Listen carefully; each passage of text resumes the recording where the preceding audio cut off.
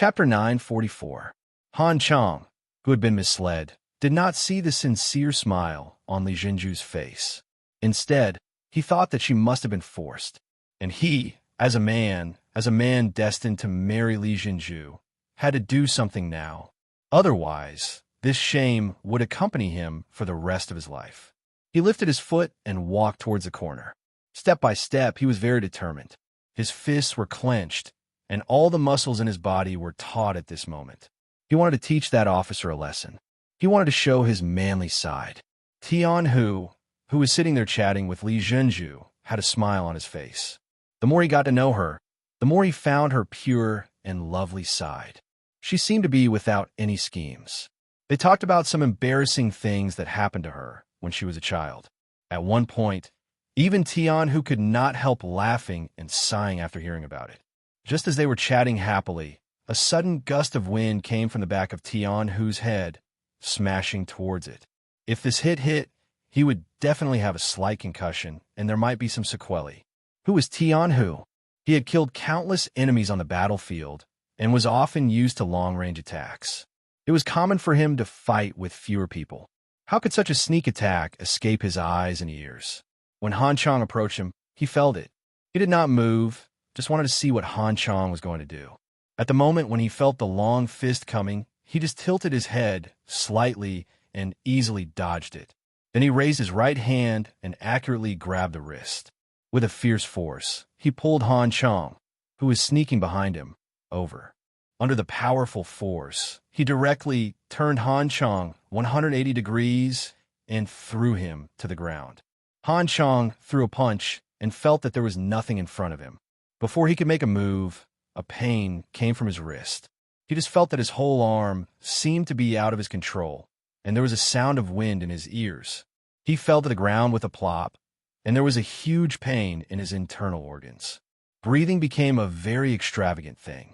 It was not until he was thrown to the ground for a while that his whole body felt less painful. At this moment, he realized that the martial arts he had learned before were so ridiculous and so unbearable. He could not even block one move from his opponent. When Han Chang was thrown to the ground, it caused a huge commotion and attracted the attention of everyone present. Everyone was busy building relationships and chatting about their feelings. In such a harmonious scene, it was impossible not to attract attention when someone was suddenly beaten up. As the father, Han Zhao was the first to let out a cry of surprise. He ran straight to his son who had been thrown to the ground. However, someone was faster than him, for security guards appeared out of thin air and surrounded the corner of the room. Han Zhao had just run over when he was stopped by a guard. Normally, he would be extremely respectful, but now that he was worried about his son's safety, he didn't care so much. He wanted to rely on his brute force to rush up. The result was naturally that he was held down by a grappling hand. His arm was pressed down, and he let out a scream. Cold sweat poured out of his head. With this shout, Han Chang, who was lying on the ground, was completely awakened. When he saw that his father was also under the control of others, he couldn't help but roar loudly. "Let go of my father. If you have any problems, come at me. Come at me." "Shut up." A guard unceremoniously lifted his foot and landed on Han Chang's waist. With just one kick, he completely lost the ability to shout and fainted. Sixth young master. This is the Han father and son. They have some fame and influence in Seoul. Sitting next to Yang Chendong, the new governor of North Korea, Zhang Yi, introduced them. "What the hell is going on? Beta Persei, go and see." Yang Chendong nodded slightly and motioned to Beta Persei.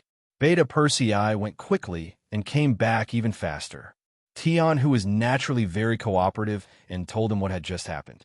Li Zhenju was indeed frightened at first, but when she saw the displeasure on Tian Hu's face, she was afraid that Han Chang would die because of this. Being kind, she stood up and made a simple introduction of the relationship between the two. She only said that the two had met a few times and that Han Chang had a good impression of her. This time, he must have been angry and did not do it on purpose. "Brother Beta Persei, give me some face. Han Chang didn't hurt me. It's better to let him go." Tian, who didn't want Li Zhenju to be disappointed in him. He didn't put people like Han Chang in his eyes, so he pleaded for him. Li Jinju looked at him gratefully when she heard his words. Beta Persei nodded immediately. He couldn't decide whether to give face to Tian-Hu or not. This was something that even the young master was concerned about, but he would definitely report Tian-Hu's attitude to the young master. Yang Er left and returned to Yang Qindong's side. He told Yang Qindong what he had learned, especially the part where Tian-Hu had pleaded for leniency. Oh, he's so cold-blooded on the battlefield, but he's also affectionate and righteous in life. Not bad. Yang Qindong smiled after listening. A general killed the enemy on the battlefield. This was something that couldn't be helped, but in life, a general should also show his benevolence and righteousness. Tian-Hu's approach was very qualified. After some teasing, Yang Qindong decided to give face to Tian-Hu. If that's the case, send the Han father and son out. The unconscious Han Chang was carried out, followed by his father, Han Zhao, and his sister, who came for a blind date. But even if such a thing happened, which officer would be willing to be on good terms with the Han family? With a sorrowful expression, Han Chang knew that this time, the Han family was going to decline. He no longer dared to hope for a future. He only hoped that his family would be safe and sound. He would be satisfied as long as they could keep their lives. If he wanted to be safe, an apology was naturally necessary. Han Zhao decided to wait for his son to wake up and persuade him well. Then, he would visit him early the next morning to apologize. He thought that a dignified general should still have some magnanimity. But how could he know that he wouldn't have such an opportunity? He would never have it. Guo Xinqing and Li Qingsong, who were in the dark, saw their son being carried out of the ball. He and his daughter were accompanying him with sad expressions. They were like dogs who saw a bone. They saw hope and opportunity.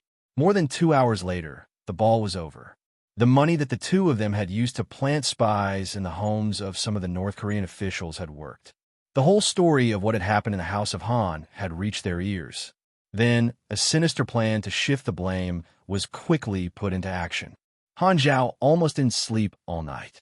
The next day, when the sun rose, he went to his son's room. For the future of the Han family and for the safety of his family, he had to persuade his son to apologize to Tian-Hu. He had also investigated last night. This Tian-Hu was actually the commander of the 1st Cavalry Division. He was one of the generals that even the Duke of Zhongdan valued very much.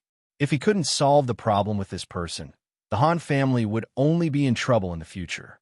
When Han Zhao pushed open the door of his son's room, an earth-shattering scream came out. Han Zhao sat on the ground with a plop. Looking at his son whose nose had been cut and whose face had been disfigured, he only felt dizzy at this moment. His eyes were filled with countless golden flowers. The scream quickly attracted the other Han family members. After seeing this scene, they cried one after another.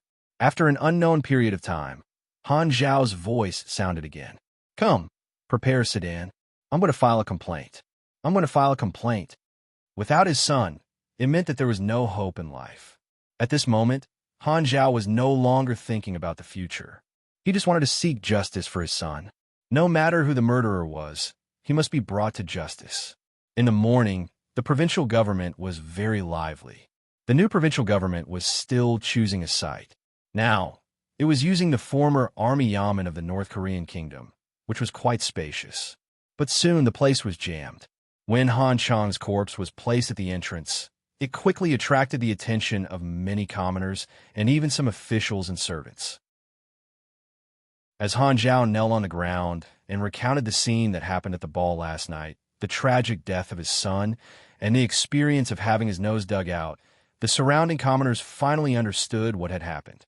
Instinctively, everyone thought that Tian-Hu was the murderer. Furthermore, one of the ways the 5-star army recorded military achievements was to see how many noses were dug out. This seemed to be the case. Li residence.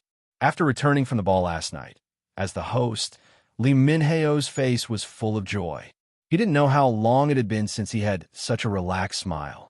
And all of this was due to his daughter, Li Jinju.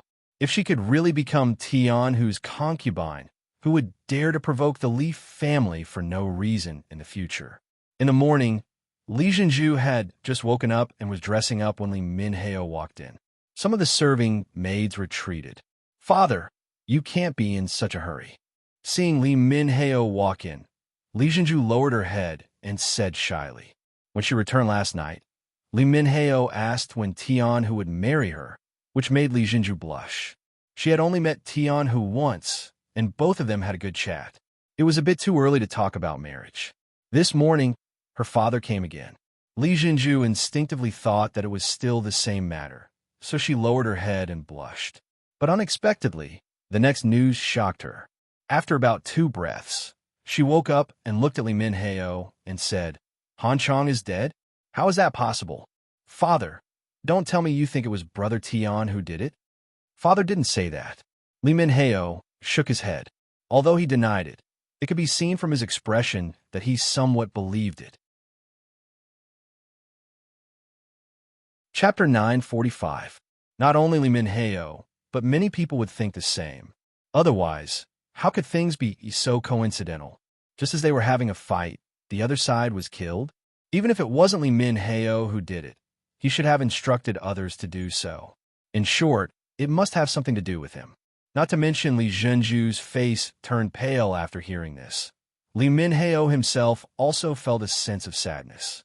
In any case, he and Han Zhao were the ministers of the destroyed country. Since Han Chang could die without knowing why, then if they were disobedient, would they also have the same result at any time? In the North Korean palace, outside Yang Chendong's temporary residence, Beta Persei calmly told Yang Chendong the news he had just received. Young master, I have sent people to investigate what Division Commander Tian did after he went back last night, and whether anyone from the 1st Cavalry Division went out. Director Yu Kan of the Security Bureau has already gone to the Han family to investigate the situation. In addition, Governor Zhang Yi is waiting outside the palace. He wants to see the young master. Let Governor Zhang come over. Yang Chendong's expression didn't change, as if he had heard a very ordinary thing. This calmness made Beta Persei breathe a sigh of relief. It also made Zhang Yi, who came in later, feel a lot less pressured. He was originally worried that the 6th young master would get angry. If this was the case, he, as the newly appointed governor, would lose a point first. Tell me your own opinion. As soon as Zhang Yi sat down, Yang Chendong's voice came clearly. Yes, 6th young master. In this subordinate's opinion, this matter was deliberately done by someone in order to frame our 5-star army and cause chaos in Seoul. Then, some people wanted to take advantage of the situation. In this subordinate's opinion, we can't let this wind blow. We should immediately increase our control over the entire city. Once we discover that someone dares to use this opportunity to cause trouble, we definitely can't be lenient. If there's one, we'll catch one. If there's 2, we'll catch a pair. In short, we must stabilize and suppress everything. Zhang Yi said with certainty. It was precisely because he had a ruthless side in his heart that Yang Chendong transferred him to North Korea to control this unstable region. Not bad. Then let's do as you say. If you need to mobilize any troops, look for Beta Persei and ask him to cooperate with you. Yang Chendong was very satisfied with this answer. In chaotic times, heavy punishments were needed. In order to prevent the situation from becoming even more chaotic, he had to be more heavy-handed than usual. After receiving Yang Chendong's affirmation, Zhang Yi quickly left to make arrangements. Not long after, the director of the Security Bureau in North Korea, Yu Kan, rushed over. As soon as he saw him, he said with a serious expression, "The 6th young master is not doing very well." Tell me. Yes. This subordinate went to see the scene. The person who did it was clean and did not leave any useful clues. After comparing the saber used to dig his nose, it was the saber commonly used by our cavalry. When Yu Kan said this, his head lowered a lot. What? Do you suspect that Division Commander Tian really sent someone to do it? Yang Chendong raised his eyebrows and asked aloud. It's just a suspicion. We still need to investigate and collect evidence.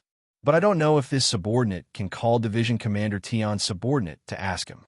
Without enough evidence, Yu Kan naturally did not dare to make a decision. But if he wanted to clear the suspicion, more investigation was necessary. Yang Chendong did not answer immediately. His intuition told him that this matter should have nothing to do with Tian Hu. Since Han Chang was already knocked out yesterday, wouldn't it be superfluous for him to kill someone with this person's identity? And if he did it at this time, it would inevitably make everyone suspect him. How could such a stupid decision be made by 100 victories general? But if he did not investigate, it would be inevitable that people would say that the officials were protecting each other. This would be a great hindrance in stabilizing the situation in North Korea. For the sake of the overall situation, sometimes some small grievances were inevitable. All right, go ahead and investigate. You can also investigate openly. As for Tian-Hu, you don't have to ask him. I'll ask him myself. Beta Persei called Tian-Hu over. An investigation into Han Chang's death began. According to Yang Qindong's idea, the Security Bureau personnel entered the 1st Cavalry Division's encampment and launched an investigation into the officers of the entire division, especially those who were not in the barracks last night. In the face of the Security Bureau's investigation, the officers and soldiers of the 1st Cavalry Division were not very cooperative. Many of them even showed fierce expressions. They had killed too many enemies on the battlefield, so when they revealed their murderous aura, some members of the Security Bureau were also horrified. In the end, the 2nd Guard Brigade's Captain Dao Xiao personally appeared to calm the situation. These people represented the 6th Young Master, and no one dared to behave atrociously in front of them. At the same time, Tian-Hu was also brought to the palace. The moment he saw Yang Qindong, he knelt on the ground and shouted, "Teacher, I was wronged. I know you were wronged. Get up quickly." Yang Qindong looked at Tian-Hu and nodded. The grief and indignation on his face had already told him the answer. Usually, only people who were wronged would show such an expression. It seemed that this matter really had nothing to do with Tian-Hu. Then who did it? The investigation was still ongoing, and it even caused a storm in the city. Everyone was in danger. Even with the 2nd Guard Brigade, it was said that there were all kinds of dissatisfied voices in the 1st Cavalry Division. In the palace, Yang Qindong, the Duke of Loyalty, did not do anything. However, his 6th wife, Luan Xiaoyu, was constantly running around and meeting with many influential people in North Korea. She was constantly comforting them. In a restaurant on the street, Guo Xinqing and Li Qingsong looked at the pedestrians on the street who came and went in a hurry, as if they were afraid of something. The two of them could not help but show a satisfied expression. All of this was their masterpiece. They killed Han Chang, and the purpose was to frame Tian-Hu. This was also something that could not be helped. They were tasked with assassinating Yang Qindong, but he was usually too well protected, and they could not find a chance at all. Thus, they came up with this plan, hoping to find a chance in the chaos. Unfortunately, even if such a big thing happened from the news from the informants, Yang Qindong did not come out of the palace. The investigation and pacification were done by others. Facing an assassination mission that did not have a chance at all, the two of them had to change their previous plan and shift their target from Yang Qindong. Let's make a move on her. I have already checked. When she goes out, she usually only has about 30 guards, and most of them are female soldiers. As long as we gather all our strength and are fast enough, there is still a chance. Guo Xinqing said as he made a decision. His target was Luan Xiaoyu. Luan Xiaoyu was Yang Qindong's 6th wife. This was not a secret in Seoul. Making a move on her could also anger Yang Qindong and bring disaster to the Southern Ming dynasty. In this way, their mission could be considered completed. We can only do so. Then I will go arrange it and gather everyone. Li Qingsong nodded in agreement. Guo Xinqing's eyes lit up. Remember, this time do not hold back. Mobilize all the spies that the Southern Ming dynasty arranged here. Since we're going to make a move, we have to go all out. Even if we can't kill this woman, we have to seriously injure her. Otherwise, we will not be able to achieve our goal. Understood. Li Qingsong nodded with a smile. If there were no spies from the Southern Ming dynasty, they would not be able to frame the Southern Ming dynasty. He was clear about this principle. Guo Xinqing and Li Qingsong were bribed by the Southern Ming dynasty's Zhu Huichun, but not many people knew about it. For example, the Southern Ming dynasty's embroidered uniform guards were still in the dark. This was why the two of them could casually mobilize the Southern Ming dynasty's spies after coming to North Korea. Most of these people were arranged here before the battle at Tumu Fort to gather information. They did not expect that they would all be used now. Li Qingsong went to make preparations, leaving with Xinqing sitting there alone with a sinister smile on his face. Everyone in the world said that the Duke of Loyalty and Courage was very powerful and never suffered losses. This time, he wanted to make the other party suffer in silence. Whether the operation was successful or not, Yang Shandong would only hate the Southern Ming dynasty. In this way, Li Huichun's goal of getting someone else to do the dirty work would be achieved. He would also become the first person to make Yang Shandong suffer a great loss. It was possible that he would become famous in the world. As the operation began, the pawns that had been lying in ambush were activated one after another.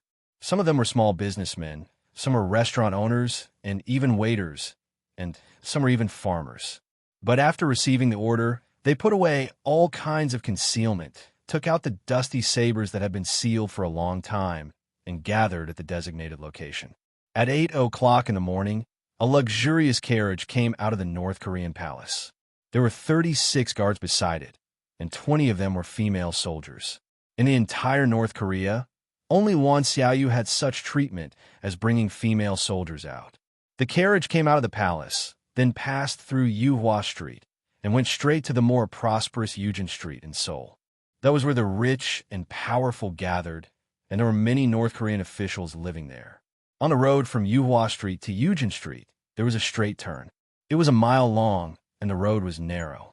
Usually, there would not be any merchants or people staying here. It was also the place that Guo Xinqing and Li Qingsong prepared for Wan Xiaoyu to be buried. The carriage slowly moved forward, and the 36 guards around it followed behind the carriage at a leisurely pace. Everything looked the same as usual. There was nothing out of the ordinary. However, the sudden sound of arrows piercing through the air broke the silence.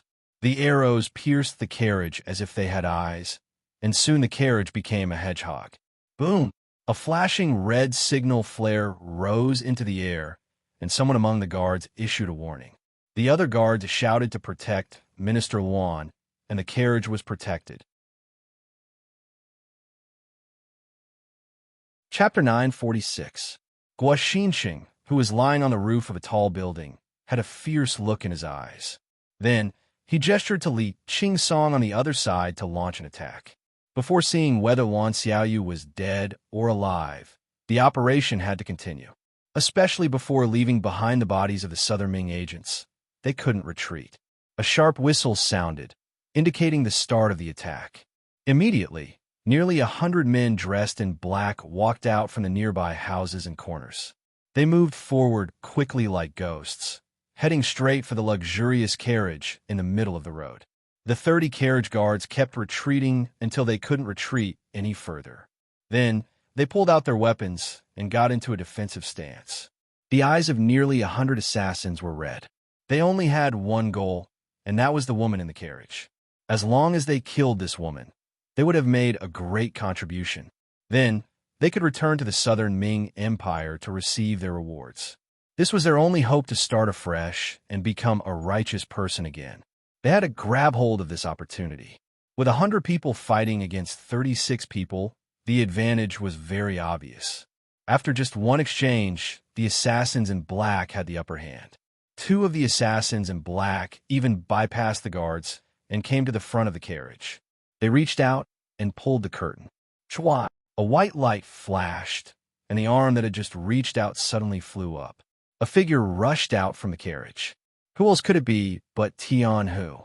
2 blades flashed quickly, and the assassins in black fell to the ground one after another. Not a single one of them was a match for them.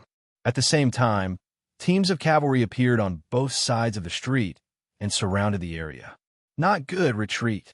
Seeing that this was clearly a trap, the assassins in black stopped attacking and turned to retreat. They wanted to use the surrounding buildings to escape. The 36 guards who had been resisting all this time suddenly had a Type 95 submachine gun in their hands. A series of gunshots rang out. One after another, the black-clothed assassins fell to the ground. The sound of gunshots indicated that they had lost the ability to escape. "Let's go," Seeing that the ambush was actually a trap, Guoxinqing and Li Qingsong, who were on the roof, also turned to leave. Although they had fallen into a trap this time, they had completed more than half of their mission. They had successfully shifted the blame to the southern Ming Empire. However, at this time, it was not so easy for the two of them to leave. Their movements had long been watched by the Wolf Fong Special Forces. When they were about to leave, more than a dozen shadows also followed them. Originally, there were many residences here, so it would be difficult to find the two of them. It was Li Qingsong's fault for blowing a whistle when he gave the order to attack. Wolf Fong happened to catch it.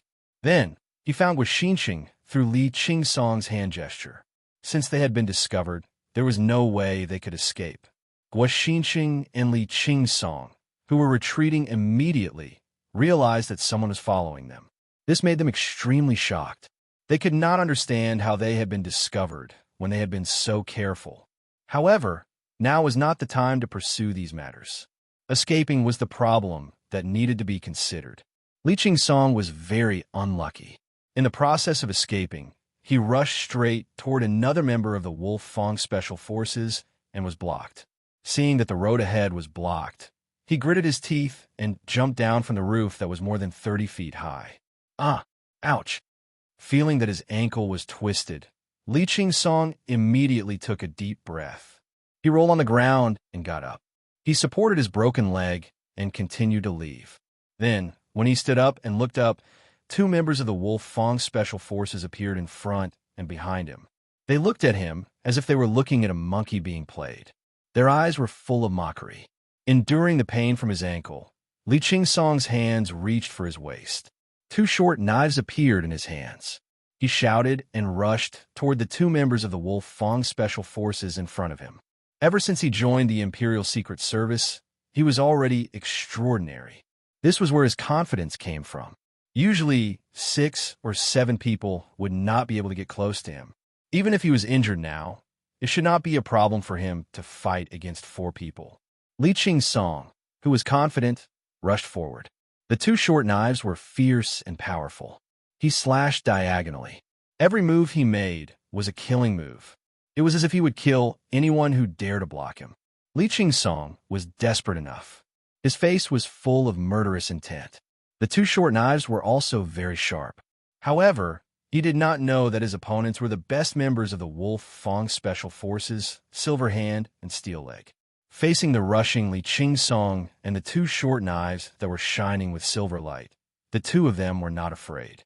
Instead, they laughed and let him get close to them.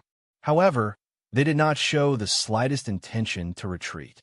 It was not until the short knives were in front of them that they stretched out one hand and one leg. They grabbed the back of the two knives with both hands and kicked Li Qingsong's chest. With a powerful force, a figure was kicked out. Even in the midst of frantically retreating, Li Qingsong's face still had an unconcealable fear. He thought that he was already very powerful, but he did not know that there was always someone stronger. Compared to the more elite Wolf Fong Special Forces, the gap between them was still very big. Under Li Qingsong's carelessness, or it could be said that his strength was not equal, he was caught red-handed. In contrast, Guoxinqing's luck was much better. He was not surrounded when he was escaping. Instead, he escaped from danger. When he landed in a small courtyard that had already been prepared, he changed into the clothes that had already been prepared here.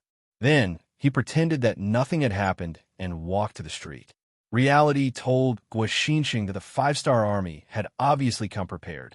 Once they could not find him, he was afraid that they would immediately search for him. The small courtyard he was in was certainly not safe. Now, only by walking out of Seoul could he be considered to be really out of danger. Guoxinqing, who had a beard on his face and changed into silk clothes, came to the street. Unfortunately, he found that there were soldiers of the 5-star army everywhere. They had actually blocked all the streets in this area. Anyone who entered or left had to be strictly checked. Guoxinqing reached out and touched the travel pass that he had already prepared. He wanted to try to rush out, but his calm personality made him stop the impulse in his heart. He did not know if the travel pass that he had bought from the North Korean official was useful. If there was a problem, then he would be walking into a trap. He looked to his left and right, and when he saw a large mansion, he suddenly made a decision. He would hide there for a while. He didn't believe that the 5 Astral Army would be able to seal off the streets forever. As long as the situation was not as tense, it would be time for him to escape. Guo Xinqing's face was as calm as possible. He left the crowd without attracting any attention and went straight to the courtyard with a word Li written on it. When he arrived at the foot of the courtyard wall, he didn't immediately jump over the wall. Instead, he first listened to see if there were any movements in the courtyard. After confirming that it was safe, he grabbed onto the 2-meter-tall courtyard wall with both hands and jumped over the wall to enter. Generally, in this kind of large courtyard, there would always be some places that no one went to. If he was lucky, he could find a place where no one would go to hide. No one would be able to find him. But it seemed that Guo Xinqing's luck wasn't too good. When he jumped over the wall, he saw a young girl with a pretty good status. That girl was also looking at him at that moment. For a moment, their eyes met, and both of them had surprised expressions in their eyes. Then, the girl wanted to shout after being frightened. But before she could make a sound, she felt a pain in her neck. Then, her vision turned black and she fainted. Guo Xinqing finally made his move. He also clearly saw the surrounding environment. It turned out to be a small garden. Judging from the building in front of him, it should be a courtyard that belonged to a young girl's boudoir. It was obvious that the girl from before was sitting here thinking about something. Perhaps she was too engrossed in her thoughts, so she didn't make any movements, causing Guo Xinqing to misjudge. Fortunately, the girl was knocked unconscious at the first moment and did not expose herself. Next, he only needed to avoid the initial investigation, and then he could find an opportunity to leave. Carrying the girl in his arms, he walked towards the room in the courtyard where the door was already opened. This would become Guo Xinqing's temporary shelter. Overall, his luck was not bad. With this young lady around, eating and drinking was naturally not a problem. The premise was that she fully cooperated with him. Guo Xinqing was not worried about whether the girl would cooperate with him. So many years of experience told him that the more wealthy and noble a person was, the more afraid they would be of death. Under his threat, wouldn't she do whatever he wanted her to do? But how could Guo Xinqing know that this girl was not just anyone, but Li Jinzhu? Previously, she was in a daze in the small courtyard because she was at a loss about her future. Han Chang was already dead. It was said that Tian, who had also been reprimanded by the Duke of Loyalty, now he was still imprisoned. Then what was she? What if Tian, who felt that she was unlucky because of this matter and did not want her in the future? Compared to other girls, she might have a right to choose. Because of her, one person was killed and the other was imprisoned. She would inevitably be regarded as an ominous woman by others. She had no more choice. It seemed that blessings did not come in pairs and misfortunes did not come singly. If a person was unlucky, even drinking cold water could be stuck between their teeth. While he was in the courtyard, he actually encountered a criminal. Could this be his fate? After a while, Li Jinzhu slowly woke up. Her eyes were filled with tears as she looked at Guo Xinqing, who was standing in front of her with a dagger in his hand. Li Jinzhu woke up. Guo Xinqing showed a kind face as much as possible and said, "I am not a bad person. I just offended some enemies. They want to deal with me, so I temporarily hid here. Please rest assured that once the danger is over, I will leave. As long as you cooperate and don't yell, I will not hurt you. How about it?"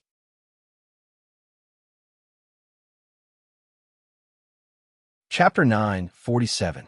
Seeing that Guo Xinqing wasn't a lecher and was even so amiable, Li Jinzhu wasn't as nervous as before and nodded. Then the white cloth covering her mouth was removed. "All right, I'm going to let you go now. But if you dare to scream, then the white knife will enter and the red knife will come out. It's a pity that you're so beautiful and yet you're going to die. Wouldn't that be a pity?" Li Jinzhu nodded her head twice.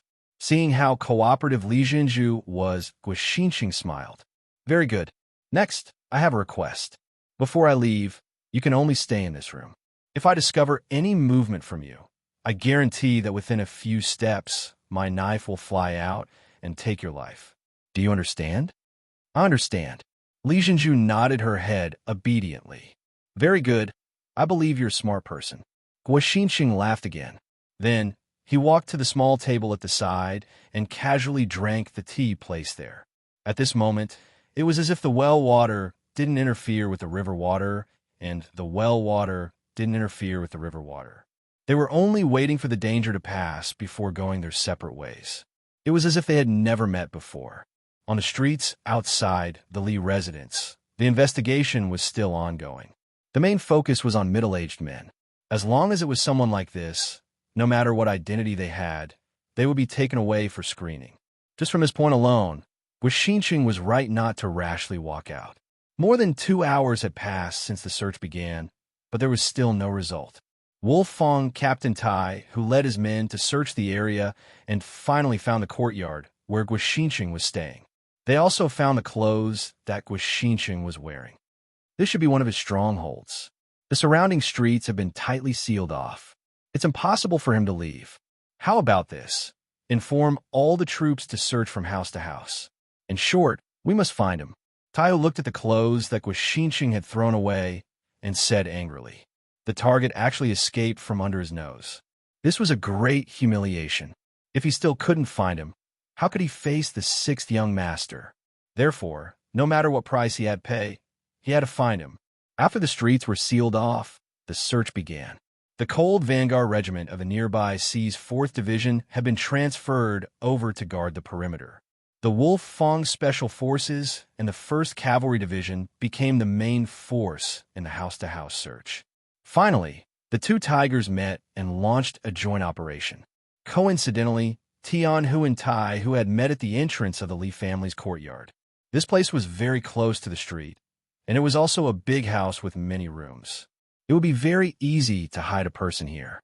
When the two tigers appeared at the entrance of the Li residence with several subordinates, the two nodded in greeting.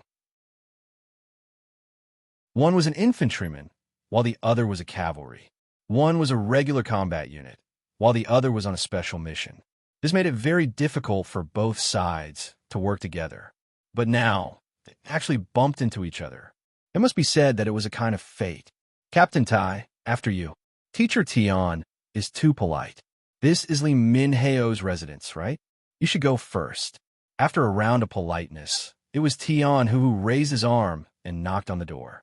After all, everyone knew that he and Li Minheo's daughter seemed to get along very well. After all, they would be family in the future. Things like knocking on the door, he could do it. If someone else did it, it would be equivalent to not giving Tian Hu face. Tai was a very good person, so he gave up the opportunity. After a round of knocking, the door of the Li residence opened. As the master of the house, Li Minheo came out with a group of servants. Teacher Tian? Li Minheo didn't know what was going on outside, but with the idea that it was better to avoid unnecessary trouble, he stayed in the house and prohibited others from entering or leaving. When he suddenly heard someone knocking on the door, he was a little unhappy. He thought that someone was targeting the Li family. But when he opened the door and saw that the leader was Tian Hu, the anger on his face suddenly disappeared and was replaced by a smile. Oh, I didn't know that Teacher Tian would come. Sorry for not coming out to meet you. Li Minheo was very polite. He spoke very fluent Chinese.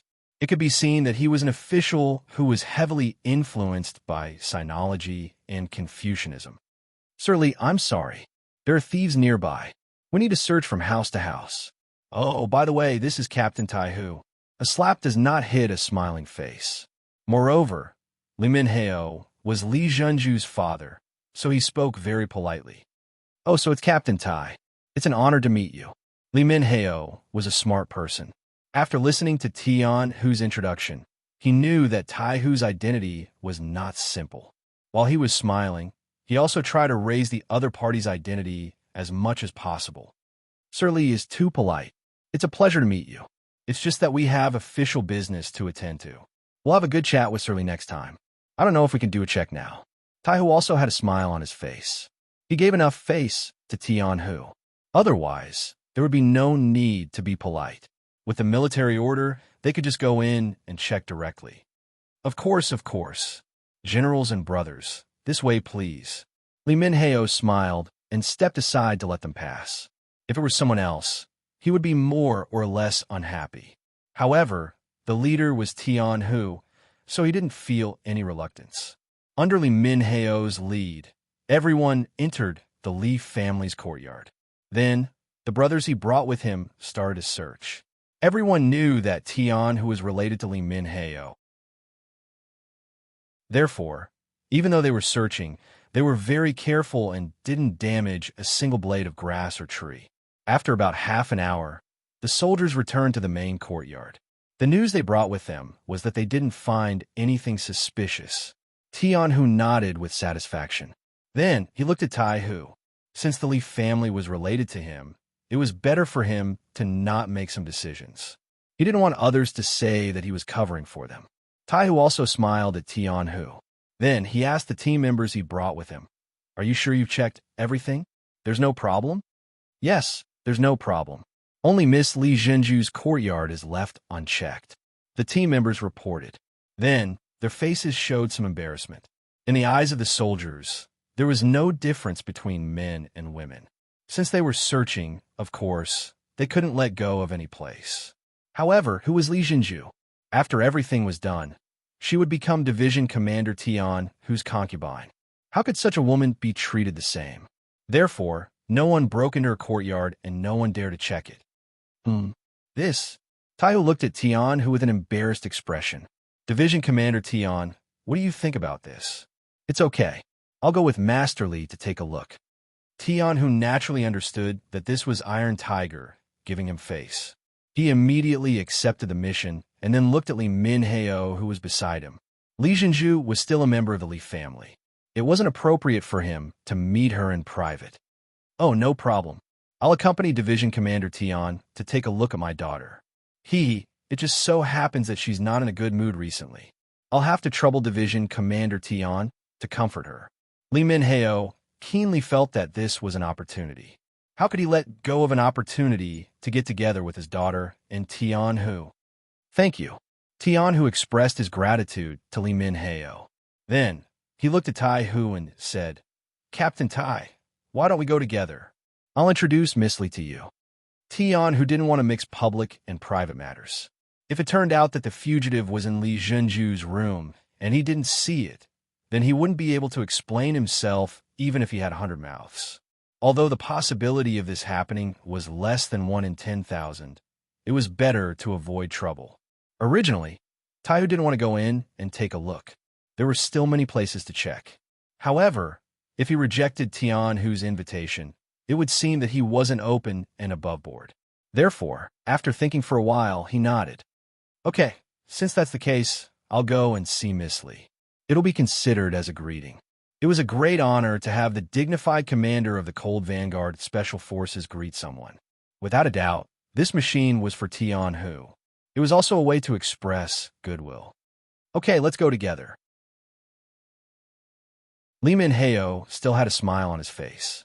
Although he didn't want Division Commander Tai to accompany him, since everyone had the same idea, he naturally couldn't object. Thus, the three of them strode toward Li Zhenju's small courtyard. This time, they didn't bring anyone else. 1 or 2 people were enough to check. In the small courtyard, when the sound of footsteps came from outside the door, Guo Xinxing, who was resting with his eyes closed, opened his eyes. Then, he looked at Li Zhenju, who was still trembling with fear, and gestured at the dagger in his hand. Li Zhenju's entire body tensed up. Her face revealed a shocked expression as she nodded lightly. She believed that if she didn't do as this person said, the dagger that scared her would stab her body at any time. The footsteps outside the door were getting closer and closer. Li Minheo's voice could also be heard clearly. "Division Commander Tian, Division Commander Tai, this is my daughter's boudoir. I don't know why the door is closed in the middle of the day. The weather isn't too cold right now." Seeing that the small courtyard's door was closed, Li Minheo smiled awkwardly and prepared to continue forward. "Wait." Tai Hu, who was beside him, promptly stopped Li Minheo and asked, "Sir Li, you said that Miss Li's door is usually open during the day?" "Oh, it's October now. The weather in the morning and afternoon is still very warm. Usually, it's open, except for cloudy and rainy days," Li Minheo instinctively explained. After saying this, he seemed to have suddenly thought of something. His whole body couldn't help but tremble. Then his body went limp and was about to fall to the ground.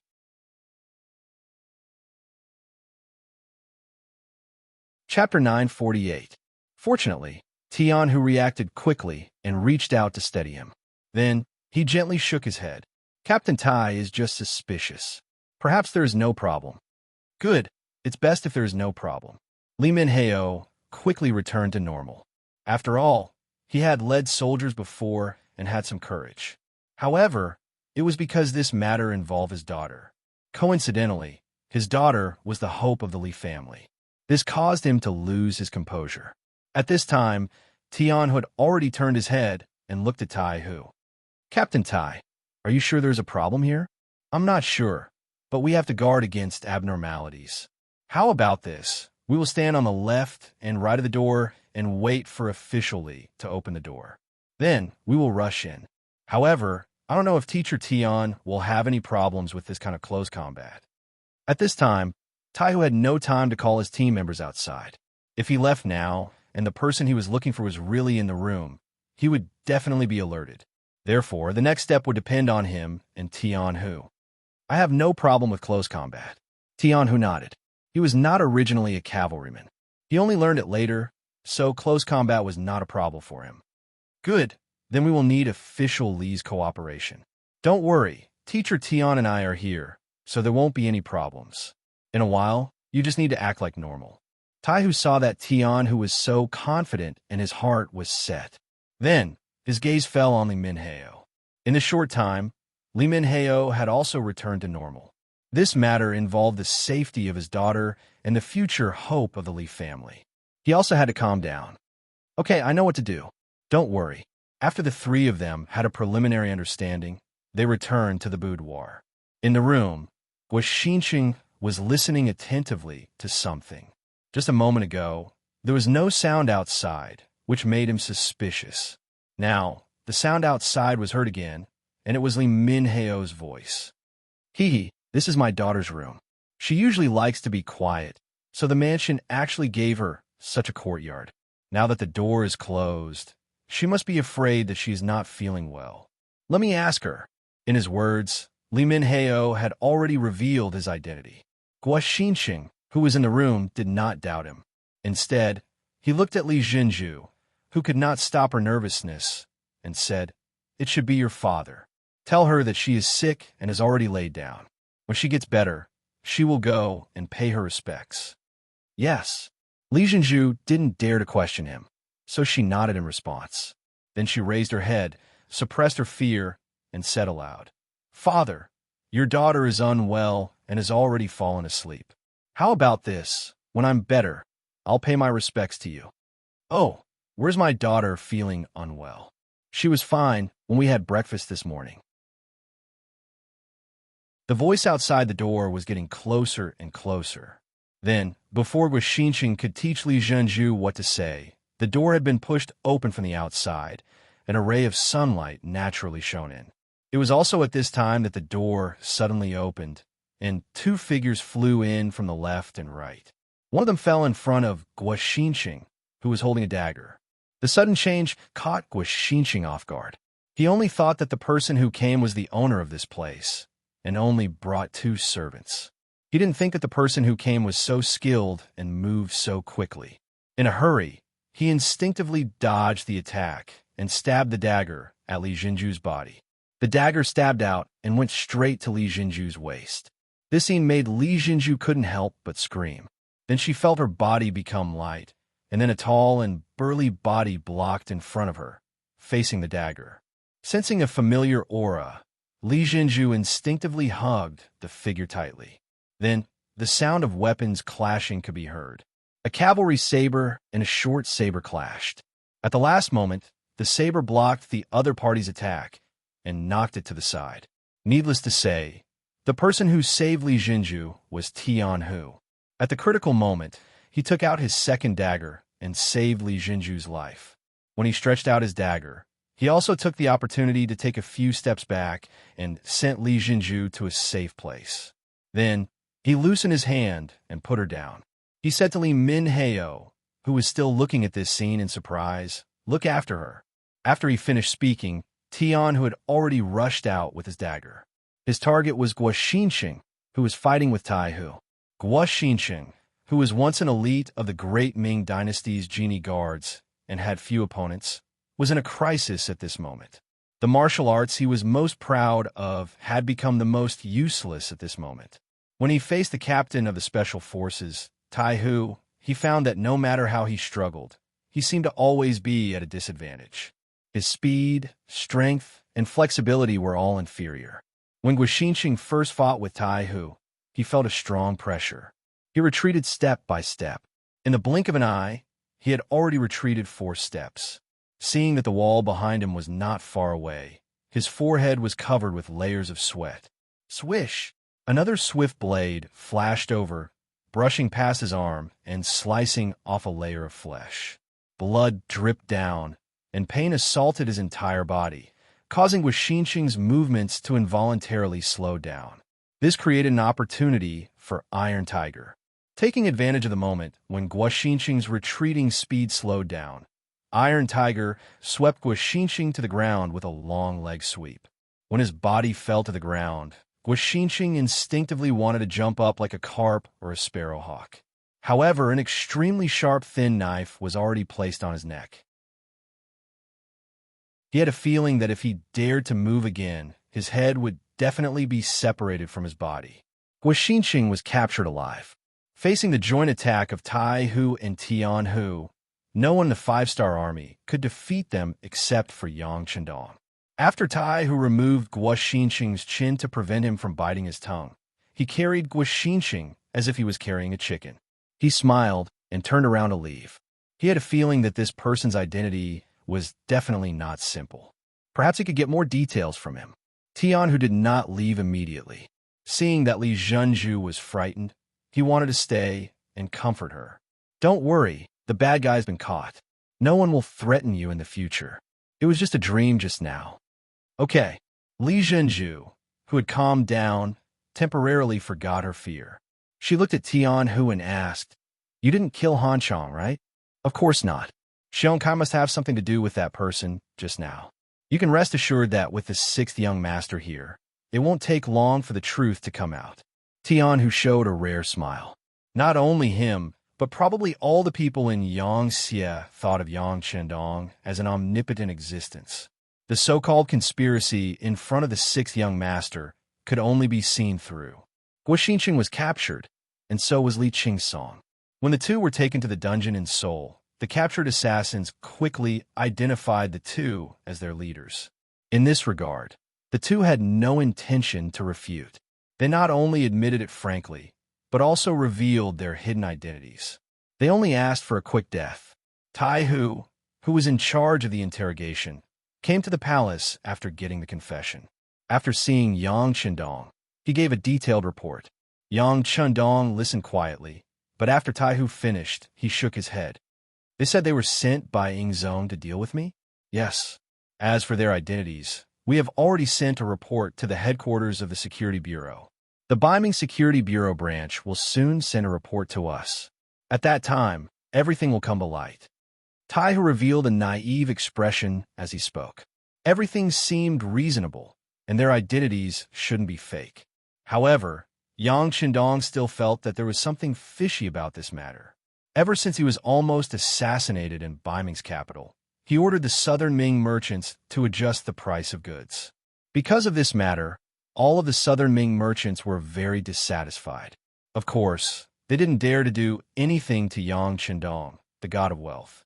Therefore, they quickly targeted the Southern Ming imperial court. Because of this matter, the Southern Ming Empire had already sent people several times to express goodwill and apologize. They expressed that the previous matter was a misunderstanding and hoped to have a good talk with the 5-star army. After all, Yang Chendong was still the Great Ming Empire's loyal duke, so he couldn't be considered an outsider. However, Yang Chendong didn't have any intention of forgiving them. Under such circumstances, how could the Southern Ming Empire still send people to deal with him? Even if they wanted to deal with him, they should have found an opportunity to kill him in one blow. Even if they succeeded, they would only anger him. What good would that do for the southern Ming Empire? He couldn't figure it out. Yang Shandong had a feeling that there must be a secret behind this unrewarding matter. Looking at Tai Hu, Yang Shandong said in a gentle tone, "Captain Tai, you must have worked hard. How about this? Let's leave the interrogation of Guo Xinxing and Li Qing's song to Beta Persei. Sixth young master, you don't trust us?" Tai Hu frowned, and there was a hint of urgency in his voice. "It's not that I don't trust you. It's just that I have some thoughts. I always thought that things wouldn't be so simple. How about this? Let's continue the interrogation. You guys will be the assistants, and Beta Persei will be the leader. You guys should also learn from his methods." Yang Shandong didn't want to dampen the enthusiasm of Tai Hu and the others, so he said this. I say, old Tai, you guys are very good at carrying out special missions. However, when it comes to interrogations, you guys are still too inexperienced. Ha. Let me teach you guys this time, Second Yang, who was standing beside them, said casually.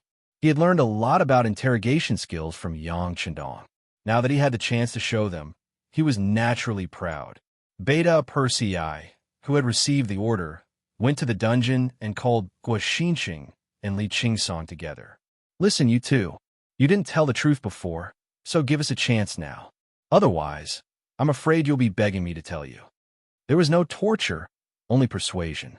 Tai Hu and the others, who were ready to learn, widened their eyes. If the other party could answer the questions just by talking nicely, wouldn't that be too ridiculous?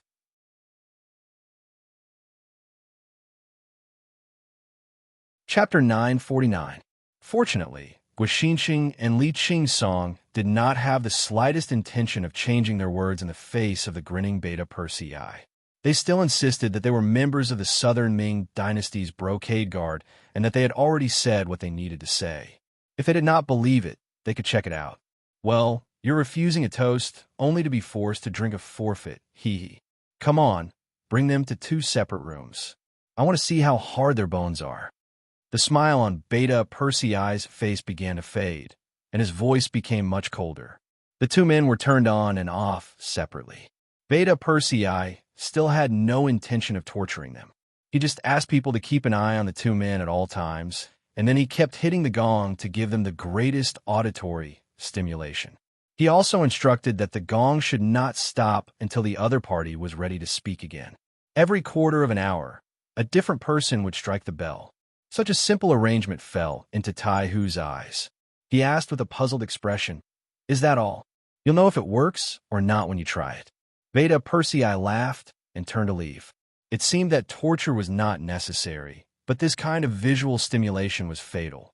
Perhaps the 2 men could bear it for a short period of time, but after a long time, they would not even be able to sleep. It would not take long for them to have a psychological breakdown. When that time came, they would not dare to lie. The case of Han Chang's murder was closed. The matter was done by the Southern Ming Dynasty.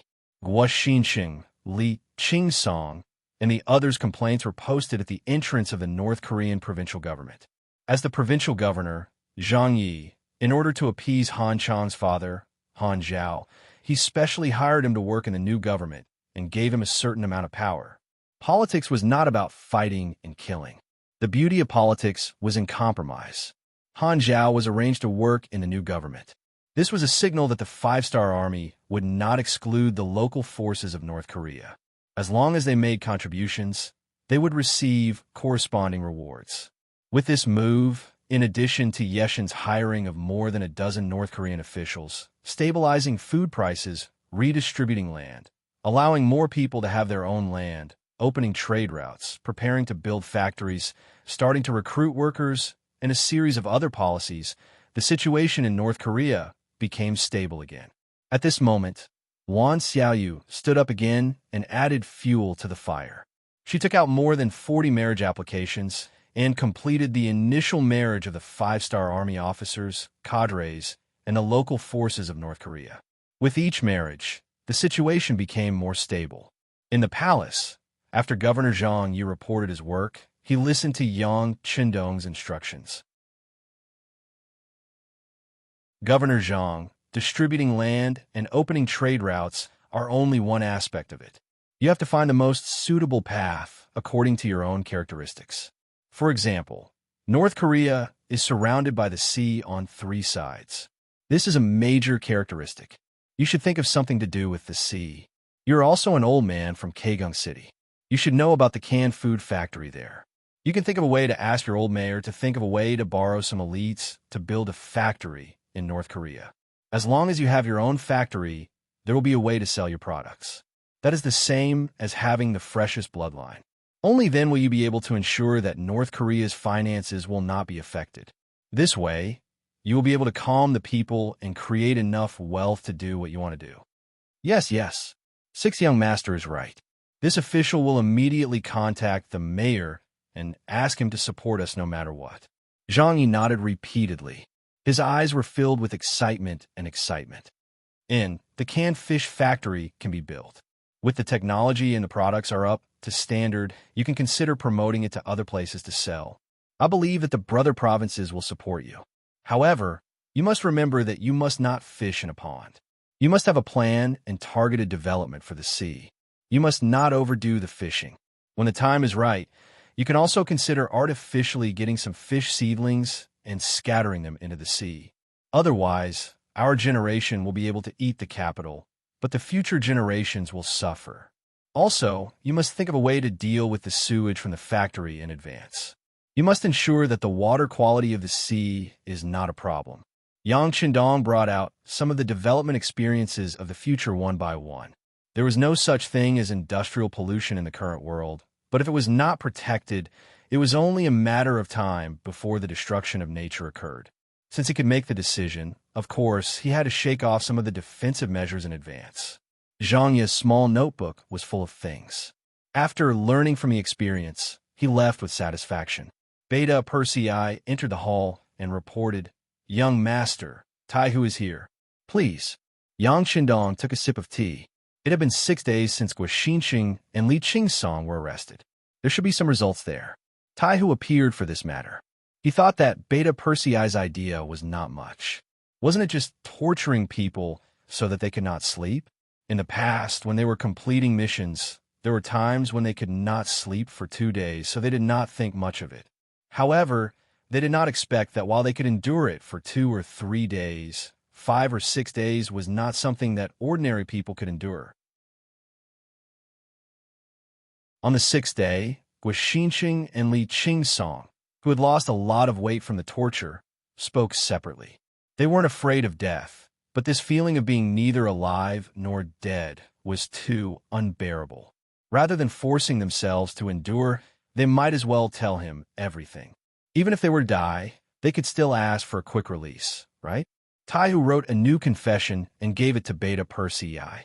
Beta Persei sent it to the dragon table in front of Yang Qindong. Yang Qindong looked at the 2 people's new confessions. They all pointed to Prince Nanming, Zhu Hu 81. They said that the 2 people had been bribed by Prince Nanming. This time, they took action to frame the Southern Ming imperial court. Compared to the previous confessions, this result was much more reasonable. Taihu's heart was finally at ease. The matter was finally done. His mission was completed successfully. He did not let down the 6th young master's expectations. This monarch Nanming really has a good plan. Yang Qindong chuckled, then put away the confession. Then, he looked at Taihu and asked, "Tell me, what do you think after receiving this confession?" This was clearly a test. It was also a chance for him to perform. After being stunned for a moment, Taihu's mind spun quickly. After about 5 or 6 breaths, he finally raised his head. "6th young master, this subordinate thinks that Prince Nanming is not enough to be feared. We don't need to take any revenge." "Oh, tell me about it," Yang Qindong asked with interest. After receiving encouragement, Taihu's face flushed red. He continued, "6th young master, Prince Nanming's current situation is not good. He is being besieged by the Southern Ming imperial court and Prince Shiping from both sides. He is already at a disadvantage. If this continues, it is only a matter of time before he is destroyed. It doesn't matter whether we intervene or not. Moreover, you said that now is the time to consolidate the fruits of victory. It is not the right time to be enemies with the great Ming Empire. Since that is the case, it is better to use this opportunity to develop our own strength. Isn't it better to sit back and watch the tigers fight? Good, good. Taihu, you're looking at things from the perspective of the big picture. Not bad, not bad. You already have the ability to take charge of one side. Very good, very good. Yang Chendong laughed. He was very satisfied with Taihu's answer. Taihu, who was praised, smiled. He was also in a very good mood. Next, something that made him even happier was yet to come. Taihu, the current scale of the Special Forces is still a little too small. The role they can play on the battlefield is also very limited. I think it is time to expand the army. Let's make a regiment with 5 battalions and 2,000 soldiers. As for your rank, you should also be promoted. Let's make you a senior colonel. What do you think? Are you confident? Most regimental commanders were usually given the rank of colonel. Some junior regimental commanders were even given the rank of lieutenant colonel. But now that Yang Chendong allowed him to be given the rank of senior colonel, it was obvious that he was being promoted. It also meant that his status had been promoted. In the future, when he faced some of the teachers, he would be able to speak with his chest out. Yes, Taihu replied excitedly. Thank you, 6th young master. Please rest assured, 6th young master, the Special Forces will not let you down. Good. Remember, now that we have the scale, we also need to increase our combat power. Write a report on how much money you need. I, young master, will personally approve it. Taihu left excitedly. Yang Chendong, who was left behind, was not very excited. The expansion of the Special Forces, the Ghost Sniper Team, and the Eagle Brigade was originally part of his plan. In the past, his strength was limited, so he couldn't invest too much in these Special Forces. But now it was different. The entire army of the Yang faction added up to about 200,000 to 300,000 people. According to the ratio, these special military forces would need to be expanded. The main hall was silent. Yang Chendong was writing something on the table. It was about the matters after the incident between Guo Xinxing and Li Qingson. According to Yang Chendong, he was almost schemed against, so he had to give an explanation. Although it was as Taihu said, he didn't have the intention to send out troops. But he was not allowed to complain about it. Therefore, Yang Chendong personally wrote a letter to the Emperor of Southern Ming, Zhu Qizhen. The general content was that the Imperial Secret Service under your command tried to assassinate me. After the matter was exposed, they were arrested. Although they said that they were sent by you, I didn't believe it. After interrogation, it was proven that they were Imperial Secret Service members who were bribed by King Nanming. This was clearly King Nanming's plan to kill 2 birds with 1 stone. In the end, it was proven that I had almost wronged the Emperor. Let's talk things out and let bygones be bygones. It could be said that most of the contents of the letter indicated one thing. The Duke of Loyal and Daring believed that Ingzong would not harm him. They were still good friends. However, these are just pleasantries. The most important thing was that Yang Chendong wrote that Ingzong reclaiming the southwest was part of his duty. As an outsider, he couldn't interfere. Therefore, the Southern Ming could only take revenge themselves. As for what he could do, since he couldn't send out troops, he could only provide food. However, food didn't come from the wind. It was the hard work of the people of Vietnam and Laos. However, in order to support Ingzong in reclaiming the Southern Ming and defeating King Nanming, they were willing to sell a portion of the food.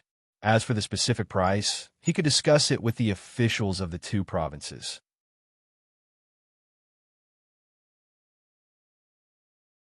Chapter 950. In the end, the key point of this letter was to sell grain. After Laos and Vietnam became Yang Xie's territory, the land was redistributed to the people. Because of the loans provided by Yang Xie's bank, many people had their own fields and cattle. With the help of chickens and eggs, coupled with good weather, the grain production for more than 2 years had risen steadily. Now, not only were some granaries full of grain, but the second season's harvest was also about to arrive. The governor of Laos province, Luan Shaochen, and the governor of Vietnam province, Song Zhe, sent a telegram to ask if they could sell some of the excess grain in exchange for money, and, at the same time, stimulate the enthusiasm of the people to farm. Previously, King Naming's forces and the Southern Ming imperial court had sent people to contact the two provinces, mainly to discuss the issue of buying grain. Unlike Yangtze, these two forces were vigorously sending out military equipment. In addition, no one knew when the war would start. Even if there were grain fields, no one was willing to plant them. Over time, the grain problem began to give them a headache. After knowing that Yangtze's provinces had grain, they wanted to buy some back in case of a rainy day. However, Yangshandong did not agree at that time. After all, the grain from these two provinces was used to supply the grasslands. But now, North Korea had become Yangtze's territory. It was also a large agricultural country. With the geographical advantage, they could buy grain from the grasslands in the future. This reduced the pressure on Vietnam and Laos, and the matter of selling grain finally slowed down. After the letter was finished, Yang Qindong personally sealed it after checking it. Then, he called Beta Persei and asked someone to send the letter to Emperor Ingzong. Only then did Yang Qindong let out a long sigh. At the same time, he leaned back on the throne and narrowed his eyes.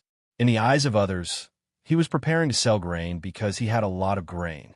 However, only he knew that he had a deeper and bigger plan, which was to strengthen the trust of the Southern Ming Empire.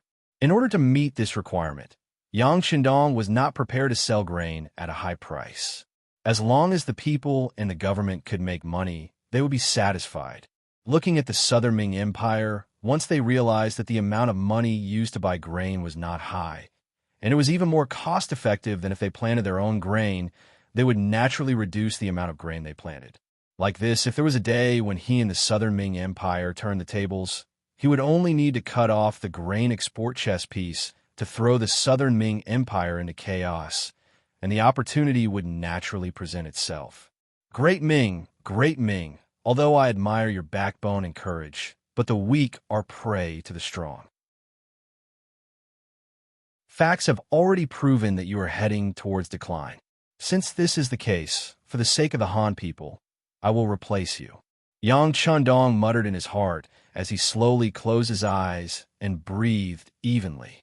In the 10th month of 1454 AD, Korea became another province under Yangtze's control.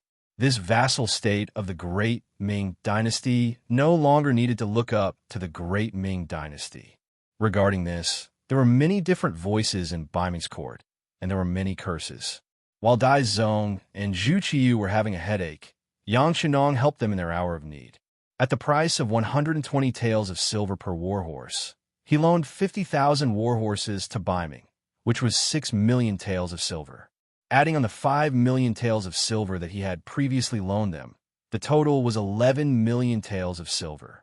As the saying goes, money is king. After these 50,000 warhorses were sent from Shur City to Talis City, the different voices in Bai Ming's court quickly disappeared. With these warhorses, Bai Ming finally made a decision. After the new year, they would send troops to the grasslands and eliminate the threat of the Wara in the west. Although there were still 3 months because they were using too many troops and because this was the first time Bai Ming's Dai Zong, Zhu Qiyu, had taken the initiative to go war, the momentum was great and the preparation time was naturally very long. According to the information sent by the intelligence department in Bai Ming's capital, this time Bai Ming would attack the Wara from 2 different directions.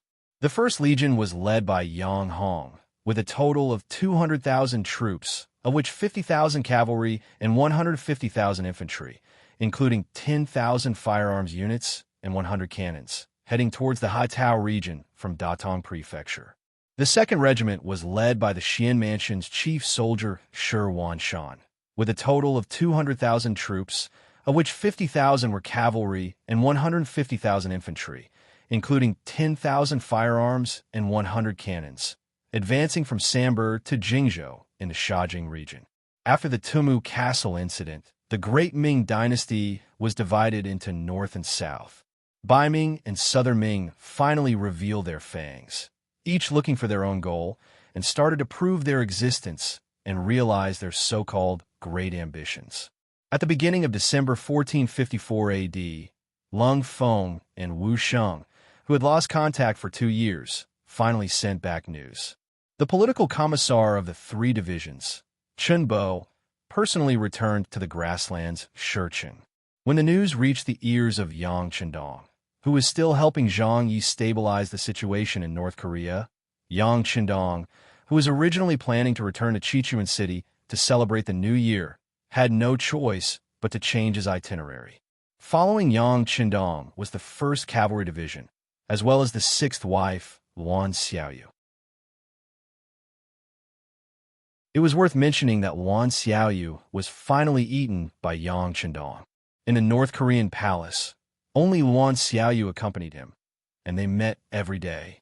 Finally, one night, when Luan Xiaoyu boldly went into Yang Chendong's bed and said that she would be 18 in a month, Yang Chendong finally couldn't hold it in anymore and ate her clean. At this point, she finally became the 6th wife.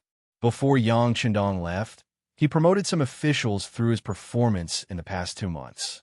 Among them, Li Jinju's father, Lee Min-ho, was promoted to a general of North Korea and was allowed to establish a 30,000-man North Korean provincial self-defense force. Usually, they were mainly responsible for the security of the province, and if they encountered foreign enemies, they were temporarily used to stop the enemy. Lee Min-ho was put in an important position, and Li Jinju's face rippled with a charming smile. Coupled with the development of her husband, Tian-hu, she had a hint of a mature woman's temperament. Speaking of Tian-hu, he was the person who was most anxious to leave North Korea. Yang Chendong allowed the 1st Cavalry Division to begin to expand the army, but he could only stay in North Korea for a long time and couldn't find a suitable source of soldiers. Although he hadn't been idle in the past 2 months and had been looking for suitable soldiers in North Korea, the results were unfortunately not satisfactory. The soldiers who could pass their strict assessment were too few. In the end, only 100 people were recruited in 2 months, which was far from the goal of nearly 5,000 people. Now that he was finally going to leave and return to the grasslands, Tian, who was full of confidence, he couldn't wait to see the more powerful 1st Cavalry Division appear. He also couldn't wait to change his school star to a general star and step into the ranks of a real general. At the end of the year 145, Yang Chendong returned to the grassland city. It had been more than a year since he left. His return was welcomed by the city lord, Yu Mian, and the others. Most of the people in the city also walked on the streets to pay homage to their heavenly Khan. Luan Xiaoyu accompanied Yang Chendong by his side and looked at the people of the grassland kneeling on both sides of the street. She felt honored and happy, and the smile on her face never stopped. This was her man, the most powerful man in the world. Among the welcoming crowd, Yang Chendong saw Chunbo, the political commissar of the 3rd Division Lung Army, whom he hadn't seen for 2 years. Half an hour later, in the Yang Mansion of the 1st City, the two sat together and listened to the recent reports of the 3 divisions of the Cold Front Army. 6th Young Master, we know for sure that the Golden Horde has changed its name to the Great Horde after splitting into several khanates. 6th Young Master, after our army set out, we encountered heavy snow. Relying on the compass, we climbed over some snow mountains and walked across some plains. Then, we encountered the patrolling cavalry of the Great Horde. After quickly defeating them, we followed their lead and found many tall and fair-skinned people of the Giros tribe. We learned many things from them. The most important thing was that under the oppression of the Golden Horde for 200 years, they were extremely dissatisfied and were carrying out all kinds of resistance. Such things often happened in the Siberian grassland when the 3 divisions of the Cold Front Army entered. 6th Young Master, because our radio station was smashed on the way, it couldn't be used normally. Without asking for permission, Commander Wu Sheng and I privately decided to support the Giros in the Siberian region to resist the invasion of the Great Horde, and it was quite effective. Because of our bravery in battle, strict military discipline, and fair rewards and punishments, our army has now expanded to more than 30,000 people. After the 3 divisions of the Cold Front Army, we formed the 1st Division, the 2nd Division, and the 3rd Division. Each division has about 8,000 people. Also, the Jurchen Cavalry Division has expanded from the original 3,000 to the current 8,000. The news entered Yang Chendong's ears, and he quickly digested it. The Siberian grassland that Chunbo mentioned was the future Siberian Khaganate. It effectively blocked the declining Great Horde and the rising Russian Empire in the northwest of the Great Ming Dynasty. The north of the Great Ming Dynasty was now the north of the current Liaodong, the northeast of China, including the Russian Far East. In ancient times, no one in the Central Plains dynasty had worked hard to develop such a place. At most, they would declare their sovereignty. After all, the climate here was bad, and it was quite difficult to develop with the production conditions of the time. Therefore, the people who lived here were all fishermen and hunters. The grasslands of Siberia had become a dividing line, separating these neglected areas from the war between the Great Horde and the ancient Russians. In other words, if they were willing, the vast land in the Far East would belong to whoever sent troops to the north of Liaodong. That was half the size of the Great Ming Dynasty. It was impossible for Yang Qindong not to be tempted. However, at the same time, there was a realistic problem. It was too poor, and the winter was long, and the summer was short. The climate was bad, and it was not easy to develop there.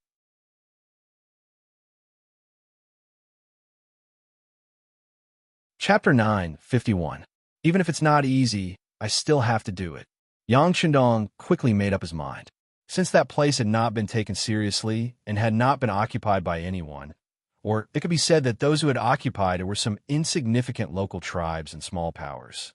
If he did not go and take it, wouldn't he be letting down such a good opportunity that had fallen from the heavens? Chunbo, tell me more about the situation to the east of Siberia. With an idea in his mind, Yang Qindong wanted to know more. Unfortunately, Chunbo couldn't say much after that. Obviously, his focus wasn't on that piece of land. After all, it was vast and sparsely populated. It was mountainous and swampy, especially when the weather was cold and the time of winter was too long. It really didn't attract people's interest. However, Chunbo was very smart. He seemed to have understood Yang Qindong's intention in an instant. Sixth young master, do you want to occupy that place? Yes, I do have such an idea. Chunbo was one of his confidants, so Yang Qindong did not hide it and nodded. When Chunbo heard this, he immediately looked like he wanted to say something, but hesitated. Just say what you want to say. There are no outsiders here. Yang Qindong said encouragingly. Yes. Chunbo nodded, then stood up from the chair, stood in a standard military posture, and said, Sixth young master, this subordinate thinks that the eastern part of the Siberian prairie is of no value now, and the climate there is very bad. If we enter without sufficient preparation, it is likely to consume a lot of manpower, material, and financial resources. It may even be a huge pit that may take a long time to fill. Since that is the case, it is better to stabilize the Siberian prairie and guard it, not letting anyone invade it all. Then, with this as the starting point, we can develop eastward bit by bit in an orderly manner. After saying that, Chunbo didn't even have the courage to look at Yang Qindong. Now, the sixth young master was no longer the sixth young master, who only had a few thousand subordinates. Instead, he was a king with hundreds of thousands of soldiers and millions of people. Chunbo himself didn't know if it was appropriate to say these things, but considering that he was asked, it was his duty to say what he should say. Otherwise, he would be irresponsible. When Yang Qindong heard these words, his expression gradually changed. He suddenly realized that he had been too impatient. He had only wanted to occupy the land, but he had not thought about whether reality would allow him to do so or what kind of price he would have to pay. Perhaps the wish in his heart was too grand. So he had to race against time because he was not sure if his successor would continue on his path if his dream was not fulfilled after he was gone. Also, his life had been a little too smooth recently, which made him forget himself. That's right, the Far East was indeed not suitable to send a large army into. It was not for any other reason, but because the weather was bad and the roads were difficult to travel. Without any foundation and preparation, it would be a huge project to develop there again. It was very likely that it would end up like what Chunbo said. In the end, it would take a lot of manpower, financial, and material resources, and the final result would be far less than the cost. I was too impatient, Chunbo. Thank you for your reminder. Yang Chendong, who had come back to his senses, very rationally gave up on the idea of migrating to the Far East. Shinbo originally thought that his bluntness would make the sixth young master unhappy. If that was the case, his future path would be equivalent to reaching the end. However, he did not expect that not only was Yang Chendong not angry, but he even took the initiative to apologize to him. For a moment, he was shocked. He quickly waved his hand and said, "Sixth young master, don't scare me. I'm a coward." "Haha, you're a coward? There aren't many people like you who dare to speak so bluntly in front of me. However, I like it. If you have a problem, you should raise it. If you have doubts, you should speak up. Otherwise, everyone will make mistakes. The higher the position, the more mistakes you will make. In this regard, you've done very well." Yang Chendong laughed. It was the kind of laughter that came from the bottom of his heart. Shinbo immediately laughed. Then, he brought up a topic that interested Yang Chendong. "Sixth young master, although we're now spending a lot of effort in the Far East, it's still possible to develop a small area. It's also to find a way for future development. Moreover, there are a lot of things lacking in the Heber Prairie, such as food, war horses, weapons, and so on. It's a good opportunity to move some people there and help the army transport supplies. Isn't it killing two birds with one stone?" Shinbo said these words with the intention of fawning on them. After all, it wasn't good to directly reject Yang Chendong's overall plan. Now, he supported sending a small number of people there, which was a sign of goodwill. At least, it proved that Yang Chendong's decision was in the right direction. "Haha, you actually know how to play tricks." Yang Chendong stretched out his hand and pointed at Chunbo, asking him to sit down again. Then he asked with a questioning face, "Since you're talking about the Heber Prairie, why is there a lack of war horses there? And weapons, as far as I know, there are a lot of iron mines underground in that area." What Yang Chendong said, as far as he knew, was naturally from the experience of the future. In fact, not only was the Far East rich in iron resources, its tungsten reserves were also among the world's top. The tungsten resources were mainly distributed in the North Caucasus, East Siberia, and the Far East. The discovered mineral deposits were basically primary comprehensive ores, accompanied by molybdenum, copper, and so on. Yang Chendong really didn't understand why there was a lack of weapons in such a place. Soon, Shinbo had an answer to these questions. "Sixth young master, you don't know, but as you said, there are still some iron mines in the area. It's not difficult to find them. The difficult part is that there are no people who can produce iron. If someone knows how to forge weapons, they will be treated like a treasure. Sometimes, two tribes and forces will fight to find this person. If they can't be used, they will be killed. Because of this, there are fewer and fewer such people. Some people don't learn to forge for their own safety." At this point, Chinbo couldn't help but sigh and said, "Sixth young master, you didn't see it, so you don't know. In some small tribes, when they fight with outsiders, what they use is simply a lump of iron. It has nothing to do with sharpness, and they completely rely on their own weight to kill the enemy. This is also why when we appeared, few people were our opponents. Facing the sharp military sabers, cavalry sabers, and battle sabers in our hands, when some of the local men saw it, it was as if they saw a rare beauty. There's such a thing? Then the Golden Horde. Oh no. Now the Golden Horde is also scarce in weapons? Yang Chendong never thought that there would be a shortage of weapons because of a lack of technology. No. Large forces would have a place where they could forge weapons. Those places were well protected, and generally, there wouldn't be any danger. They would also attract more skilled blacksmiths. As time passed, the bigger the force, the faster it would develop. On the other hand, the smaller the force, the less room it would have for development. It's like raising war horses. Big forces naturally have good horse farms, which are heavily protected. On the other hand, small forces don't have enough strength to protect themselves. The more war horses they raise, the greater the danger they bring to themselves. This is also the reason why they are getting weaker and weaker." Shinbo's answer was very clear. Yang Chendong kept nodding while thinking maliciously in his heart. In the future, Russia's military equipment was always in the top 3 in the world. Could it be because they had suffered from poor weapons? So, no matter how poor they were, they still wanted to develop their military equipment?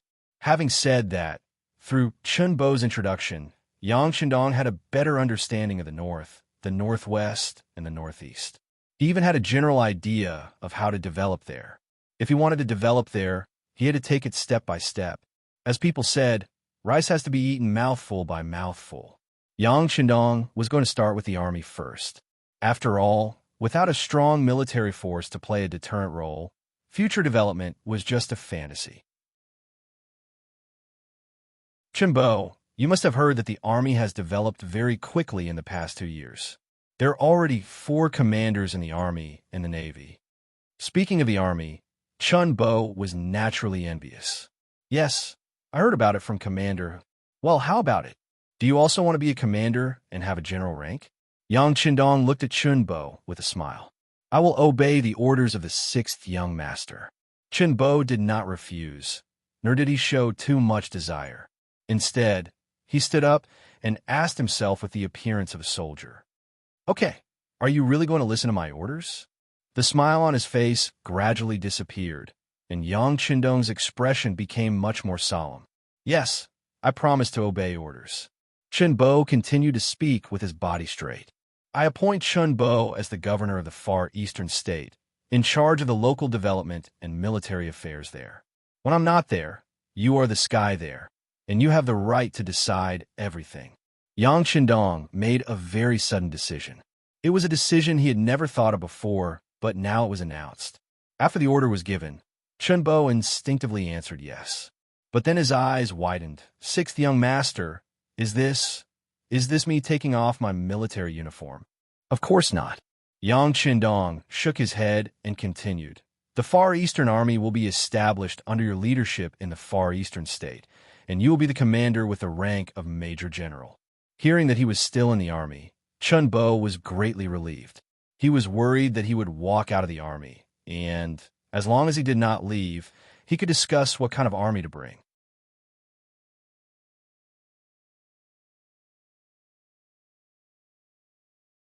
Chapter 952. Although Chun Bo believed that his commanding ability was not bad, there was still Wu Sheng among the 3 divisions. Compared to him, Wu Sheng was more of a professional soldier. If the 3rd Division was promoted to the 3rd Army, Wu Sheng would definitely be the commander. At most, he would be a political commissar. Although he was also a military officer, the political commissar was mostly in charge of ideology and logistics. This had always made him feel restricted. Now, he had become the commander of an army. Although he was not in the cold front, at least he could make his own decisions. As for managing the development of the Far Eastern region, Chun Bo could only smile bitterly. Who asked him to say that the Far Eastern region was not easy to develop, but they could try to develop slowly? Since he had such awareness, who else should he give this task to? Appointing Chun Bo as the governor of the Far Eastern region and concurrently as the commander of the Far Eastern Army was also Yang Shandong's decision. The Far Eastern region had to be developed. Although it could not be as fast as he wanted, it would not be too slow. This required someone familiar with the region. This would save a lot of time. In addition, the situation there was very complicated. If he only sent a civil official like Yu Mian, what would he do if he encountered danger? He had to be familiar with the situation there and also had to be proficient in both civil and military matters. Without a doubt, Chun Bo was a very suitable candidate. With the matter settled, Yang Shandong chuckled and pointed to the chair opposite him for Chun Bo to sit. You are now a major general. You can't forget Wu Sheng and the commander of the 2nd Division, Luo Pa. You are all his subordinates. Now that you have been promoted, he can't forget. Therefore, I plan to promote the 2nd Division of the Cold Front to the 2nd Division of the Lu Army. The commander of the 2nd, 6th, and 7th Divisions, Luo Pu, will be promoted to Major General.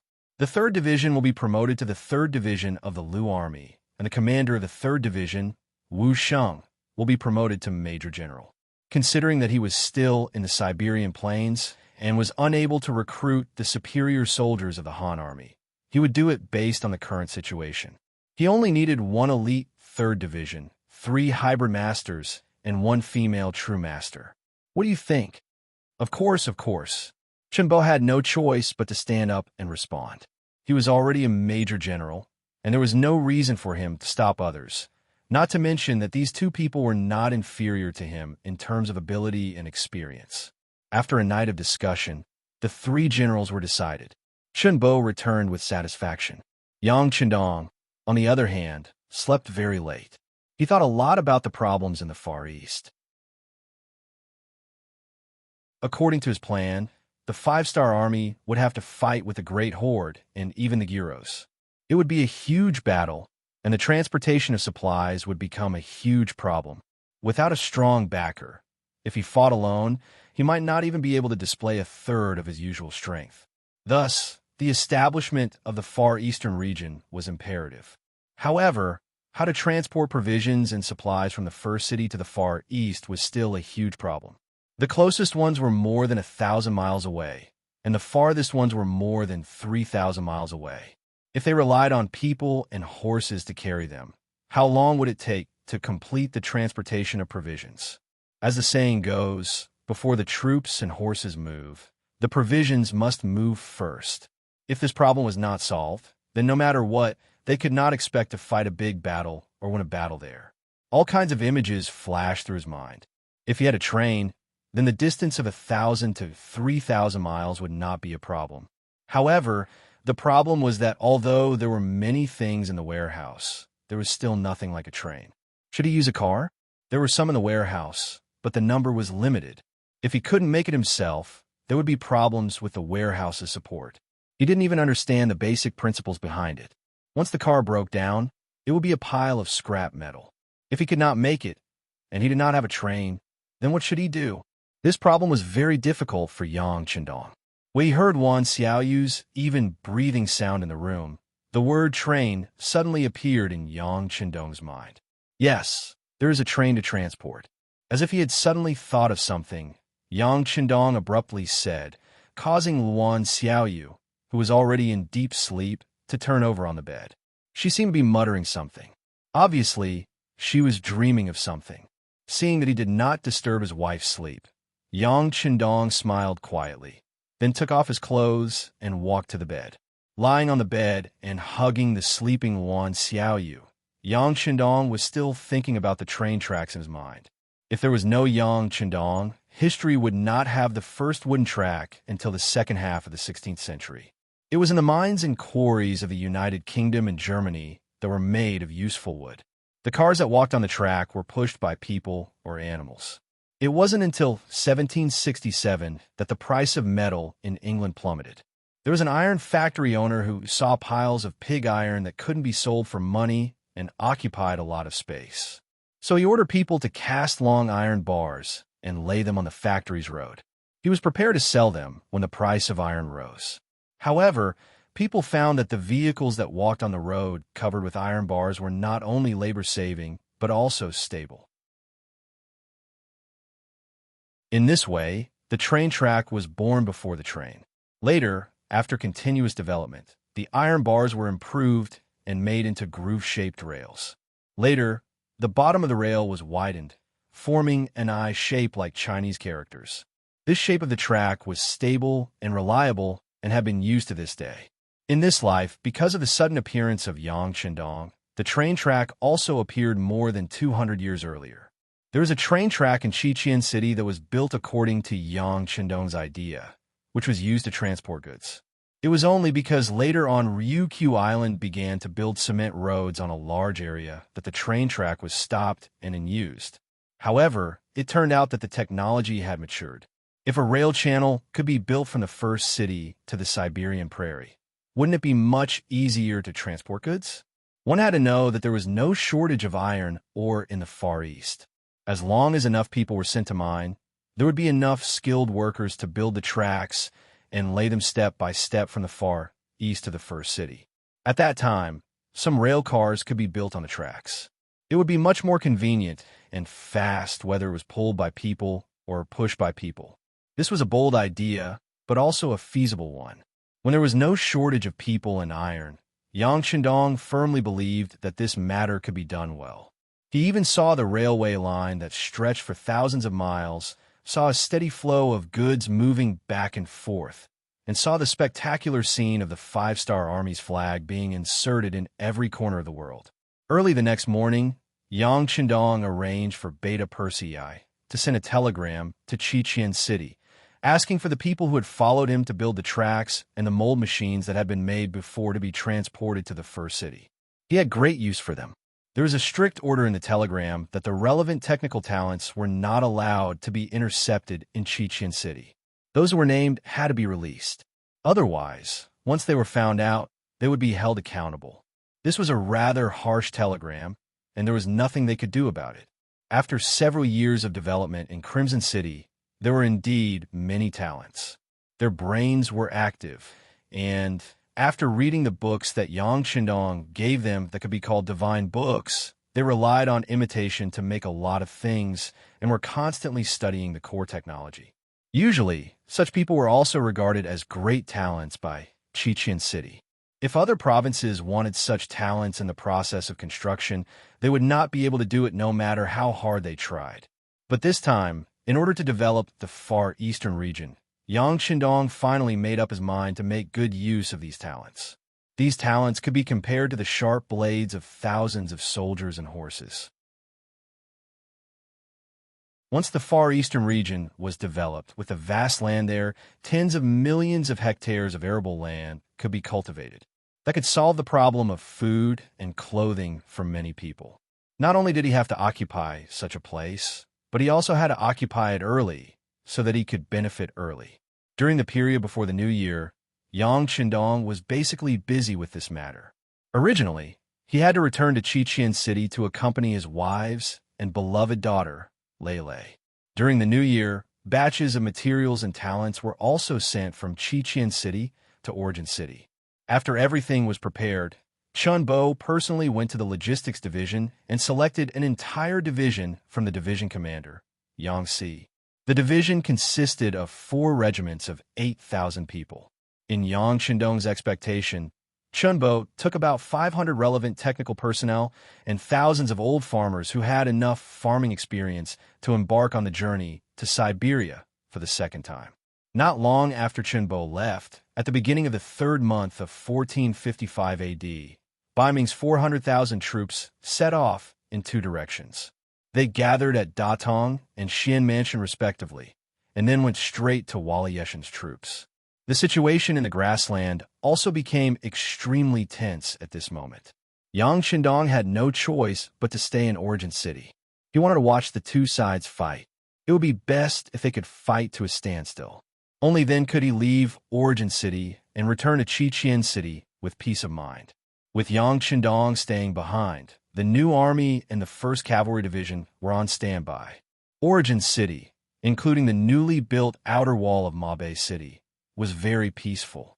Every day, there would always be some Han people or grassland people who came to Origin City to avoid the war. Origin City was very generous. As long as you were willing to come, you could always arrange a lot of things to do. As long as you were not found to have any problems other than Qiqian City, there were many other places you could go. For example, the stable Laos Province, Vietnam Province, Cambodia Province, Luzon Province, Korea Province, and the Far East Province that still needed a lot of manpower. In short, as long as you were willing to endure hardships and contribute, there would always be a suitable position for you. It could really make everyone have food to eat, work, and work. At that time, this was not an easy thing to do. There was no need to talk about the grassland people. After years of fighting, they did not think that anywhere was safe. It was the same for the people of the Great Ming Dynasty. After the Great Ming Dynasty was divided into the North and South, the 2 Great Ming Dynasties were constantly accumulating strength in anticipation of the moment of unification. For this reason, the people's taxes kept increasing. The people could be said to be miserable. Whether it was farming or doing business, most of their income had to be handed over.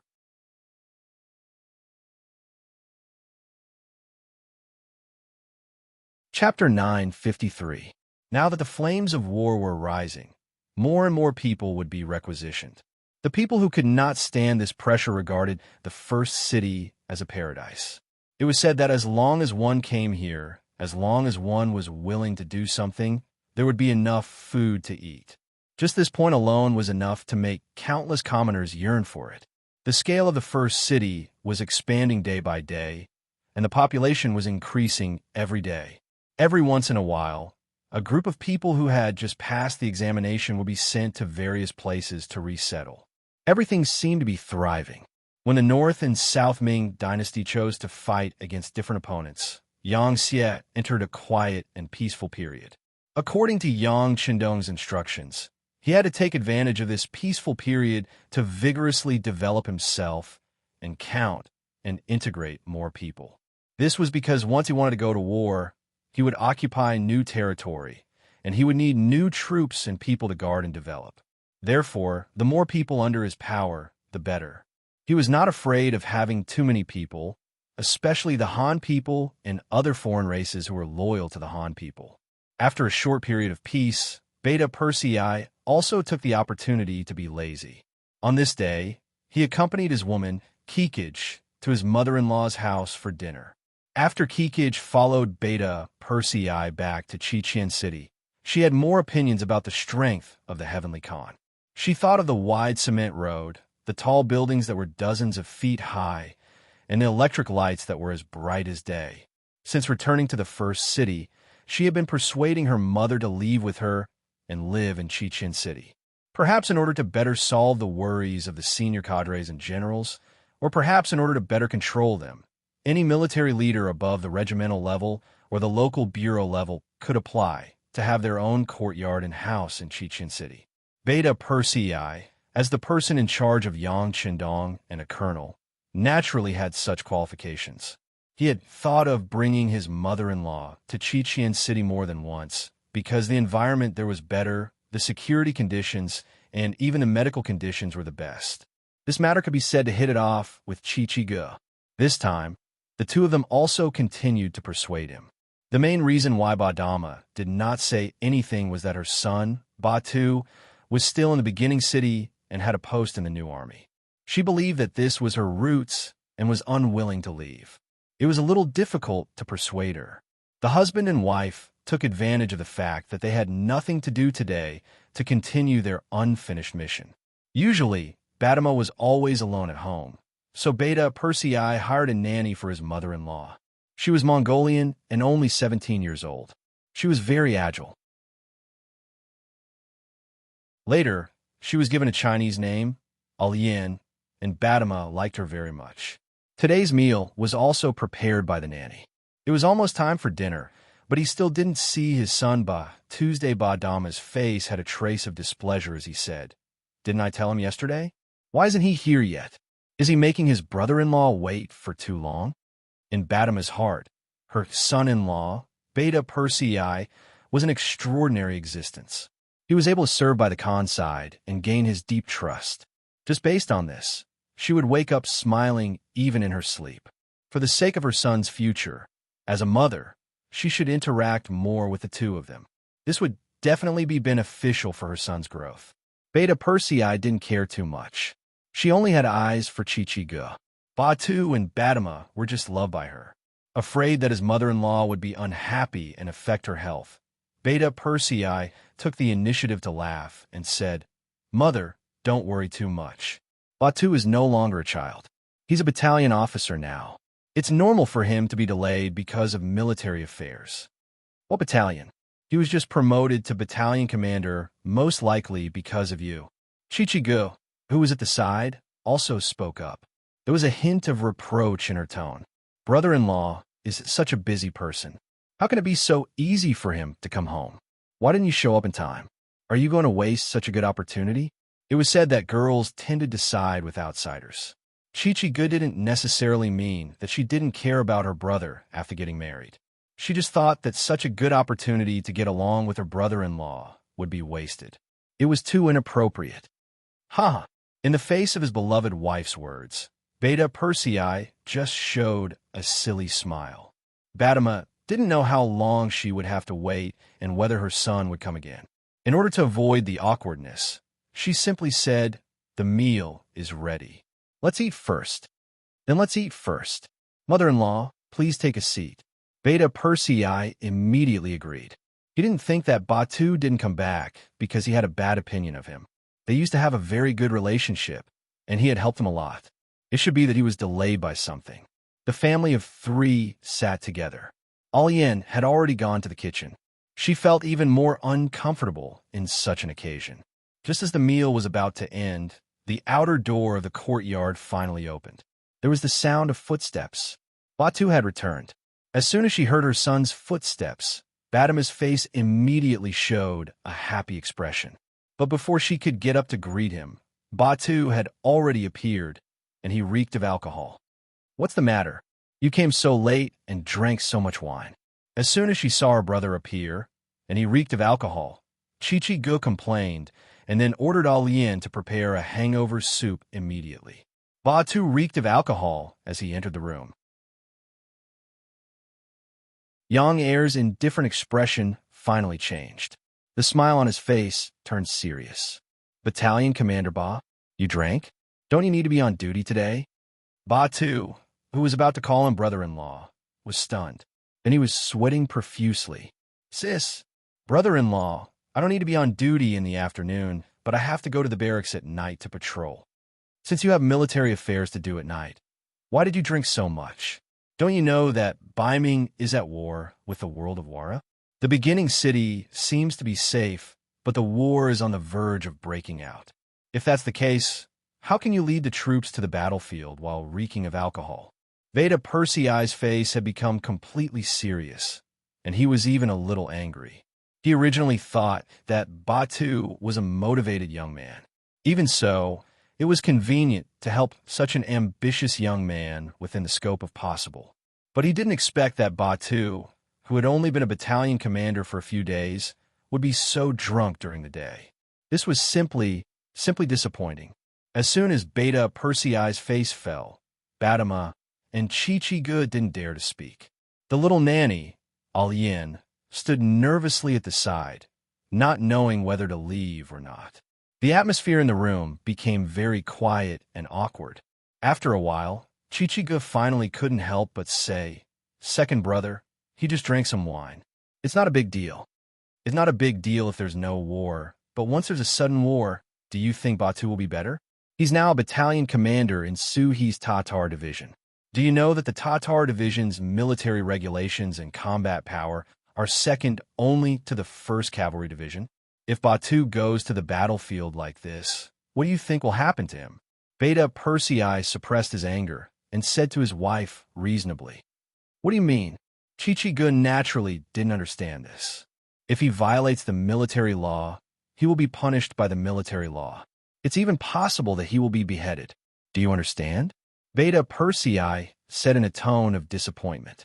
This sentence scared Chi-Chi-Gu and Batima so much that they tilted their bodies and looked like they would fall at any time. Fortunately, Yang Air reached out in time to support his wife. Alian, who was at the side, was also very perceptive and supported Batima. Is this serious? Aya, Batu, how can you drink so much wine in broad daylight? If something really happened, even your brother-in-law wouldn't be able to say anything. What are you doing? After Batima recovered from his shock, he immediately reprimanded his son. In the eyes of a mother without a husband, her son was her sky and her earth. If something really happened, she really didn't know how to continue living. Although Chi-Chi-Gu didn't say anything, her eyes showed obvious reprimand. Obviously, this incident angered her as his elder sister. She was angry at her brother's failure to live up to her expectations. Batu, who was targeted by everyone, had a wronged expression on his face. He did break the military law in the afternoon and drank, but he had no choice. But now, no one seemed to be giving him a chance to explain. Since that was the case, he could only keep his mouth shut and let his mother, sister, and even brother-in-law vent their anger first. Speaking of which, Batu was a good boy. He worked hard to become a battalion commander, although he had to give face to Beta Persei. But if he wasn't, with Division Commander Suhi's temper, he definitely wouldn't have been entrusted with such a heavy responsibility. Usually, he was also very self-disciplined. Things like drinking alcohol rarely happened. This time, it was just a coincidence that he was in a hurry. Batu lowered his head and didn't refute. He was like a child who had done something wrong and was admitting his mistake. When Kikij saw this, she couldn't bear it and gently shook her husband's arm. Beta Persei sighed softly. He knew that he had to say something. So he said, "Okay, tell me, why did you drink so much in the afternoon?" "Yes," Batu answered, then slowly raised his head. "Brother-in-law, I knew yesterday that you were coming today, so I had already planned to have lunch with you and Mother.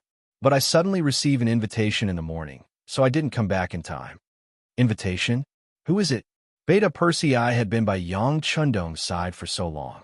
Although he wasn't extremely smart, he could always see the essence of some things very quickly, and his intuition told him that this invitation was the source of all this mess. If he guessed correctly, the identity of the person who sent the invitation should not be simple.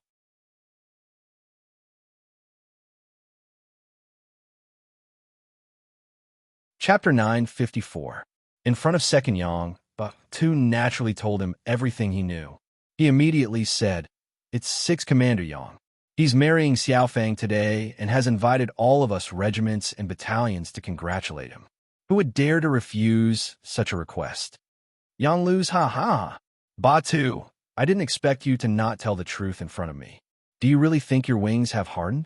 At first, Yang Er was still listening attentively, but when Yang Lu's name was mentioned, he laughed loudly, and there was even a hint of anger in his laughter.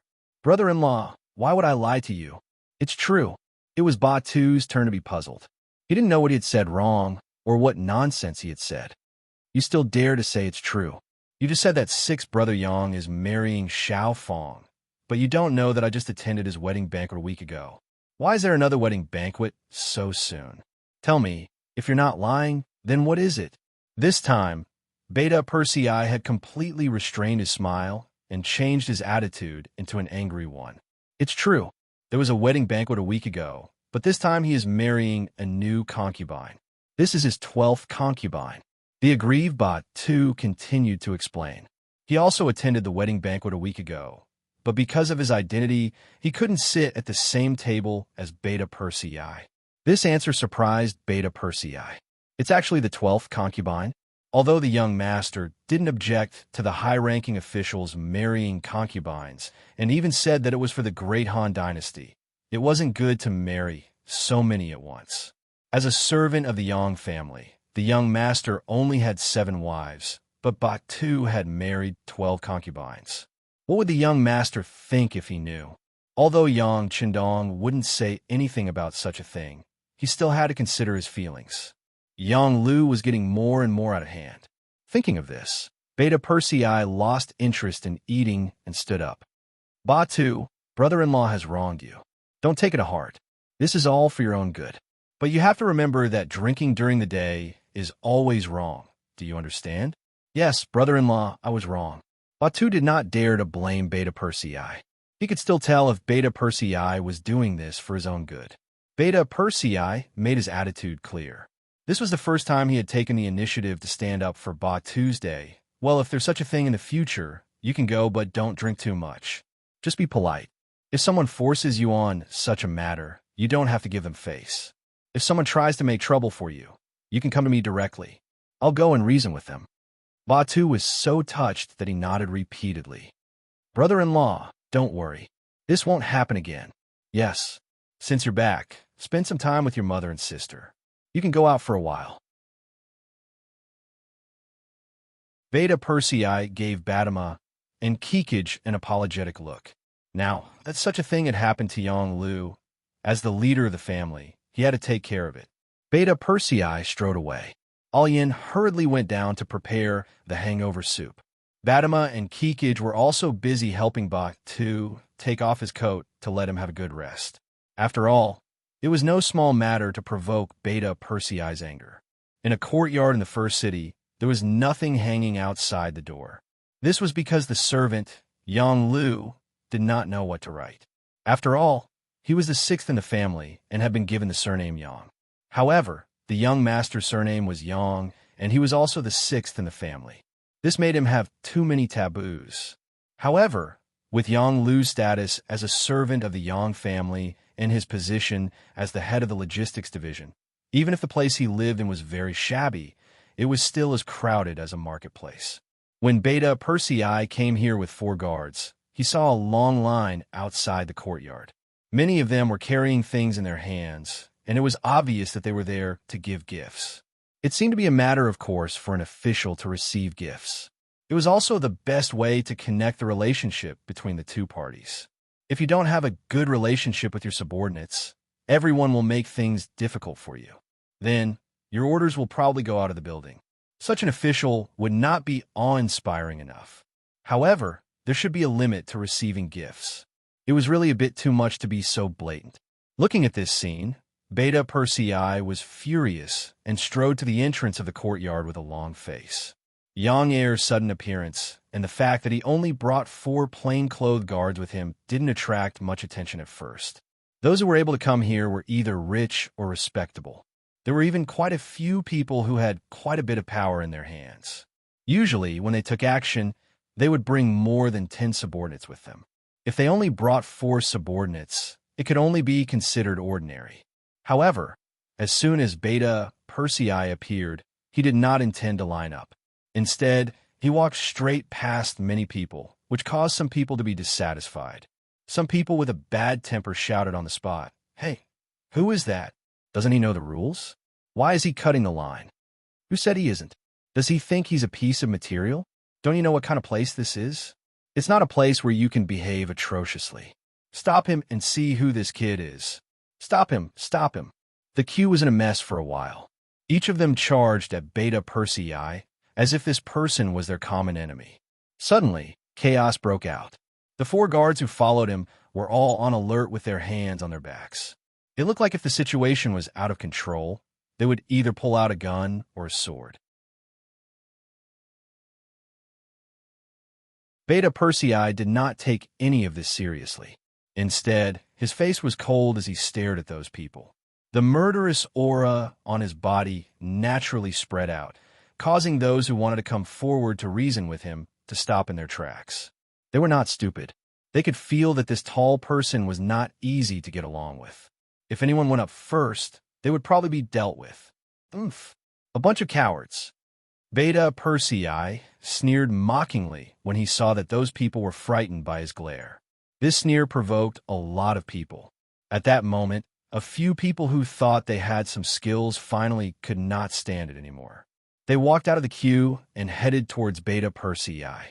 Some even clenched their fists and looked like they were ready to fight. The atmosphere suddenly became extremely tense. The 4 guards whispered while protecting Beta Persei. "Brother Beta Persei, they have a lot of people. Let's avoid them first." After all, the person in front of them was not a real enemy. They cannot just kill people here. If they really fought, they would not even be able to exert half of their strength. "It's okay, these small fries can't scare me." Yang Chendong shook his head, looking very indifferent. After following Yang Chendong, he had seen all kinds of situations. There was no way he could scare him.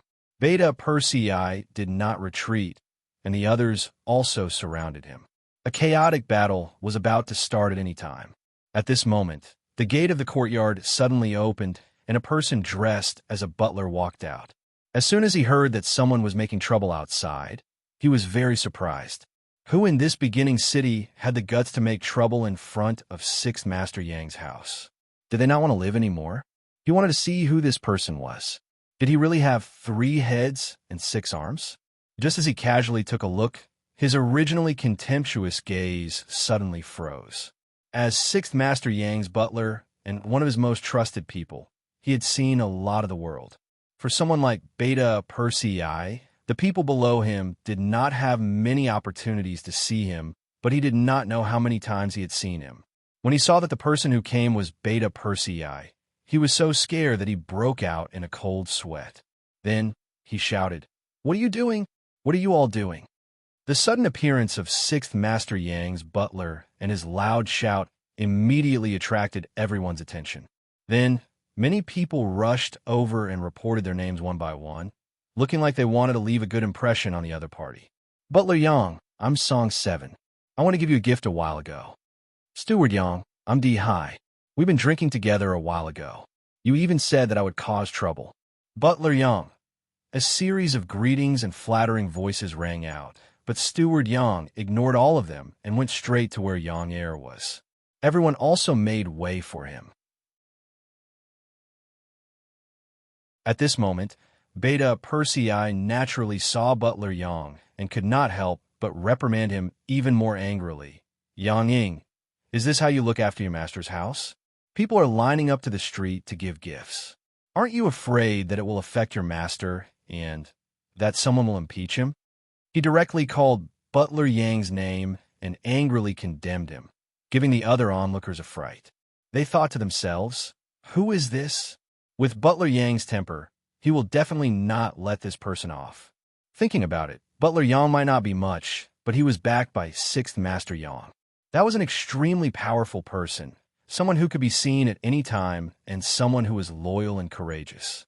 When the time came, if his mouth was crooked, there would be no good ending for him. Just as everyone was waiting to see Beta Persei suffer, Yang Ying's face was unexpectedly filled with fear. Second Master, why are you here? What? Why did he call this person Second Master? Who is he? Second Master? Could it be Beta Persei? In an instant, the originally noisy entrance of the alley became extremely quiet. Obviously, everyone thought of Beta Persei's true identity. Don't call me Second Master. I can't afford it. Where's your master? Beta Persei's anger had not subsided, and he was not willing to lower himself to the same level as Yang Ying. Master is taking an afternoon nap, Yang Ying said, sweating profusely. In his eyes, Yang Chendong was not that scary because people of that status would not lower themselves to the level of an insignificant person like him. However, Beta Persei was different. If he really dared to make a move on him, even the master behind him would not be able to protect him. Afternoon nap. He seems to be in a good mood. Lead the way. Beta Persei waved his hand and stepped forward. Yes, Second Master, please. Yanni no longer had any arrogance. At this moment, he was completely like a filial son, lowering his head and leading the way.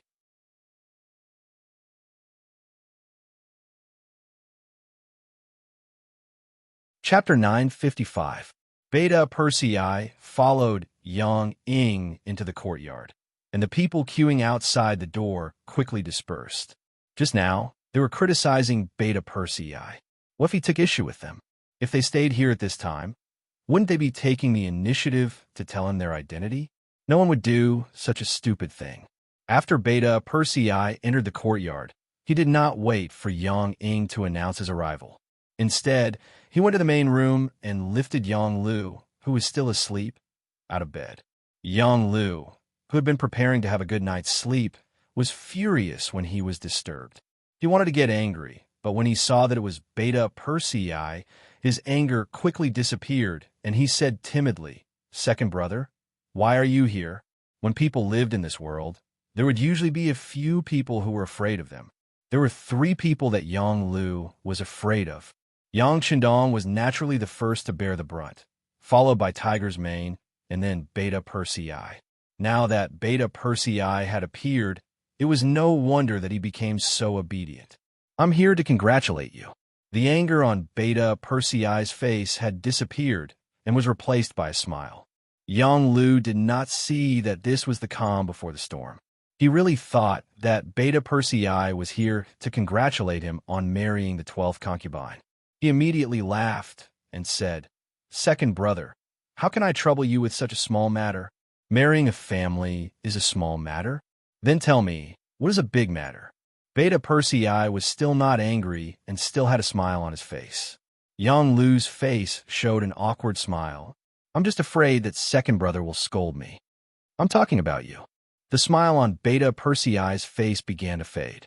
Without warning, Yang Lu suddenly shouted, I'm talking about you. How long have you been in the beginning city, and you've already married the 12th concubine? Do you know that the young master only has 7 concubines now? How can you be so unrestrained? What are you thinking, huh? The sudden roar fell into Yang Lu's ears, and he only felt that his eardrums were buzzing. His second brother's voice was really loud. It seemed that it had not changed after so many years. But Beta Persei was the second brother. Without Yang Lu, he was the eldest brother. He had to admit his mistake. He could only lower his head and pretend to admit his mistake. Second brother, thank you for your reminder. I promise that such a thing will not happen in the future. Yang Lu bowed his head and admitted his mistake, making Beta Persei feel like he had not found his opponent yet. Thinking that they had been brothers for so many years and that Yang Lu was now the head of the logistics division, Beta Persei sighed. Sixth brother, it's not that I have to be angry with you. If you really like this kind of thing, you can just find some in private. Why do you have to marry all of them? You even made such a big fuss and invited so many people to congratulate you. Don't you think you're looking for trouble? Also, who are those people outside the courtyard? I think most of them are businessmen. Did you use your private power to sell some of the logistics division's things? No, how is that possible? Yang Lu jumped up. Second brother, you're the first logistics division head. You should know that some things are likely to be discarded if they're left for too long. Young Master also said that we have to learn how to make use of trash. That's why I had no choice but to sell them. But these things are all recorded and can be checked. The money will eventually be sent to the higher-ups. Every income has Castellan Yumian's signature. How could I do anything? At most what? Beta Persei asked nervously. At most, I'll sell more to whoever is closer to me. But the price will still be the same. We won't lose out. Yang Lu looked like he was making a solemn vow. Yang Er had been a logistics division commander before, and he was the first logistics division commander, so he naturally knew how much power this position had. Not only did he have the authority to manage the captives and spoils of war, but he also had to take care of some of the goods that were transported from Crimson City and other places. And with such a position, it was inevitable that there would be people trying to curry favor with him. This could also explain why there were so many people waiting outside the courtyard to meet Yang Lu. As for favors, it was even more unavoidable. In order to survive in this world, it was unavoidable to have friends. Since the price was the same, it was normal to give more things to friends. At least, it was reasonable. With their current position and status, it really wasn't a big deal. Yes, it's best if everything is as you said. Actually, sixth brother, I'm not here to condemn you this time. I just want to remind you. You have to know that it wasn't easy for us to follow the young master to this day. As long as we don't take the wrong path, there won't be a problem for us to live an extravagant life. And we have to know how to cherish it. Beta Persei said earnestly. He really had feelings for Yang Lu and didn't want him to make a big mistake because of this. Second brother, don't worry. I know what I'm doing. Yang Lu kept nodding and promising, but there was some hesitation in his eyes. It seemed like he wanted to say something, but he couldn't say it. Yang Lu was willing to admit his mistake. Not long after, Beta Persei left. In his opinion, this wasn't a big deal at all. Even if sixth brother was a little greedy, as long as it wasn't too much, with his identity as a servant of the Yang family, it wasn't a big deal. Perhaps Beta Persei was being emotional, or perhaps he was by Yang Qindong's side every day, so there were few things that could make things difficult for him. In short, he didn't take this matter seriously.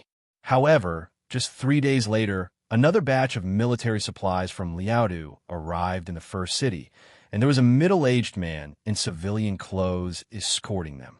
Beside the middle-aged man, there had been 4 well-trained men.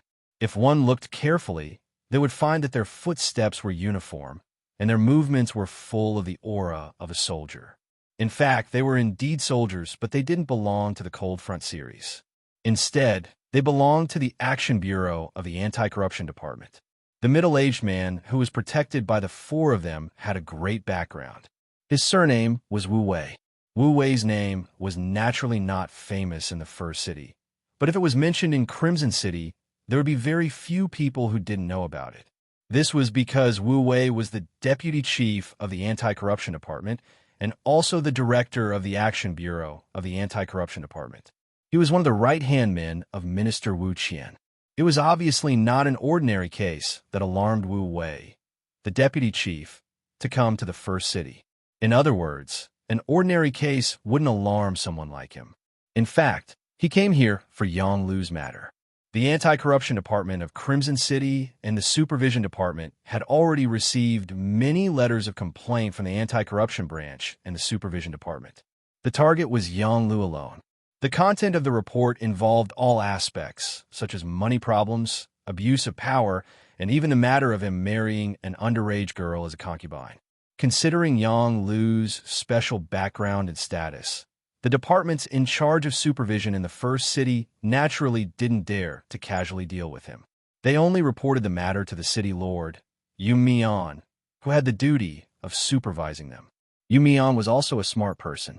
After seeing that the people who reported were all pointing at Yang Lu, he didn't dare to make a decision on his own. Instead, he informed his father, Yu Qian, by telegram. Not long after that, he acted as if nothing had happened and didn't care about this matter. However, he consciously kept a certain distance from Yang Lu. It wasn't until the head of the city's internal supervision department, who hadn't received any news for a long time, found Yu Mian again that he said with a troubled expression, "You know what kind of person he is. We don't have the authority to deal with him. Let's report it." Just like that, the letters were finally sent to Crimson City through a secret channel and placed on the desk of the Anti-Corruption Department's minister, Wu Qian. This person who had once sent his concubine, assistant, and brother-in-law to the law in a fit of anger for the sake of his principles naturally wouldn't turn a blind eye to these letters of complaint. He first communicated with the Minister of Supervision, Shun Yu, and finally decided to let the Anti-Corruption Department take the lead to investigate this case. If it weren't for the fact that Wu Qian had a lot of things to deal with in Crimson City and couldn't leave, he would have come to the first city himself. Since he couldn't come, he sent his general, Wu Wei, to come. In order to not alert the enemy and cause too much of an impact, Wu Qian made a shocking decision. He didn't inform the sixth young master before he had evidence. This would save everyone from having ugly expressions when they found out that it was a false accusation. Hence, Wu Wei came. Moreover, he came to the city quietly and inconspicuously. Thus, the investigation began. Yang Lu wasn't in vain. With his position, he had made a lot of friends in the past 2 years. He even had his own sources of information in the supervision department. He was quickly informed that someone was investigating him, but because the person who tipped him off was too low level, he couldn't get more information. However, just the fact that someone was investigating him was enough to make Yang Lu nervous. His first feeling was that some of the bad things he had done had been exposed, but then he denied it.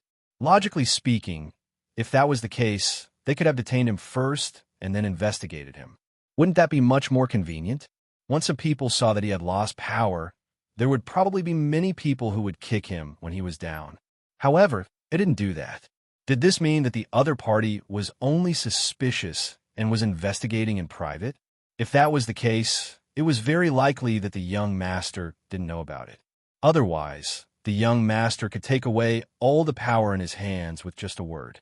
With doubts, Yang Lu took the initiative to look for Beta Persei and conducted various tests. The results proved that the young master didn't have any objections to him. At least, Beta Persei didn't hear anything from the young master. This made him feel relieved and angry at the same time. Who on earth dared to investigate him in private? Did they really think that he was made of clay?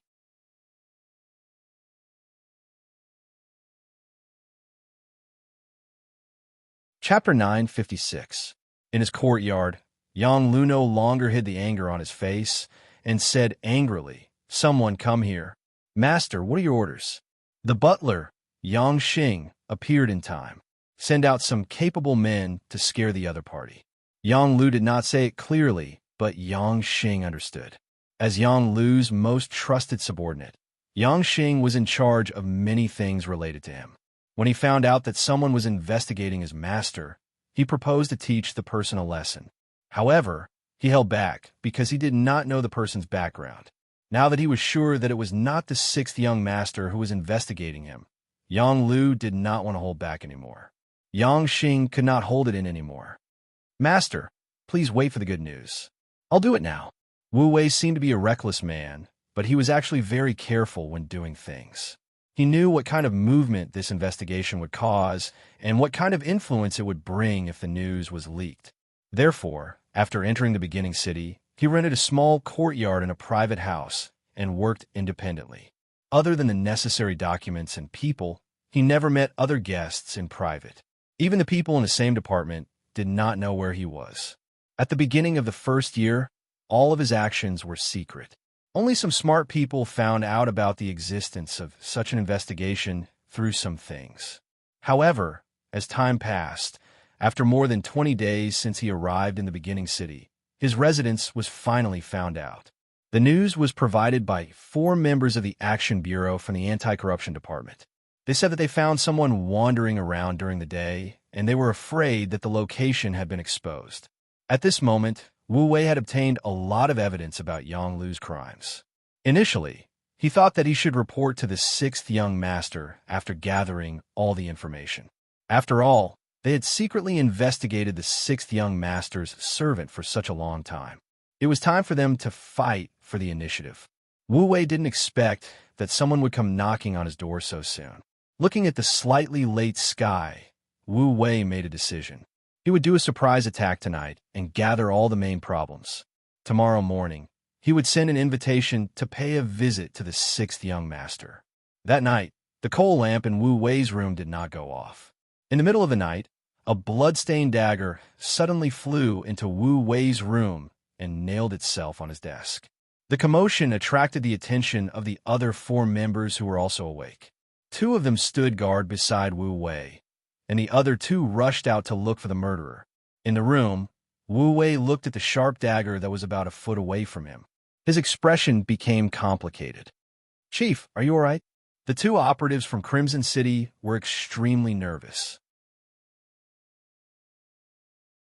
Although Wu Wei was also the vice director of the Anti-Corruption Department, in the eyes of the people in the Operations Bureau, they preferred to call him director. "It's fine. They don't intend to take my life." Wu Wei shook his head. He had once participated in Lung Feng's assessment and passed with his skills. It was a pity that he was too old and was eventually rejected. That was how he got the chance to work in the Ministry of Supervision. Later on, when Chief Wu Qian set up the Anti-Corruption Department, he took a fancy to him and was entrusted with an important task. That was how he got his current position. It was precisely because his position was high enough that he was able to perceive more things when looking at things. He knew that it would not be easy to investigate Yang Lu, a servant of the Yang family. In the worst-case scenario, his life would be in danger. Now, it seemed that everything had come true. "All right, you guys go and have a good rest. If nothing goes wrong, no one will come tonight. We can have a good night's sleep and go see the 6th young master tomorrow," Wu Wei said in a normal voice. When the 2 members heard that they were going to see the god in their hearts, the 6th young master, they were extremely excited. Perhaps they were not qualified to see the 6th young master, but it was already an honor to be able to walk around the Yang residence in the origin city. Sure enough, as Wu Wei said, the night passed peacefully. The next morning, after the 5 of them had breakfast, they went straight to the Holy Land Yang residence in the origin city with the invitation card. Ever since Tuo Ye married Yang Qindong, this place had become the residence of the Heavenly Khan. On the surface, the gatehouse was bigger and wider than before. The number of guards guarding the door had also reached 30. People, a platoon of troops. Once anyone trespassed without orders and permission, according to the rules, they had the right to shoot and would not be punished. When Wu Wei and the others arrived, they saw this scene. Wu Wei took the initiative to hand over his invitation card, and then the guard took it and reported to the inside. Yang Qindong had woken up early. After training, he had already had breakfast with Luan Xiaoyu. At this time, he was enjoying the cool summer morning in the small courtyard. At this time, the captain of the 1st Guard Brigade, Qiu Vi, appeared and respectfully handed over Wu Wei's invitation card. "Wu Wei." When Yang Qindong saw the name and official position written on the card, he could not help but be stunned.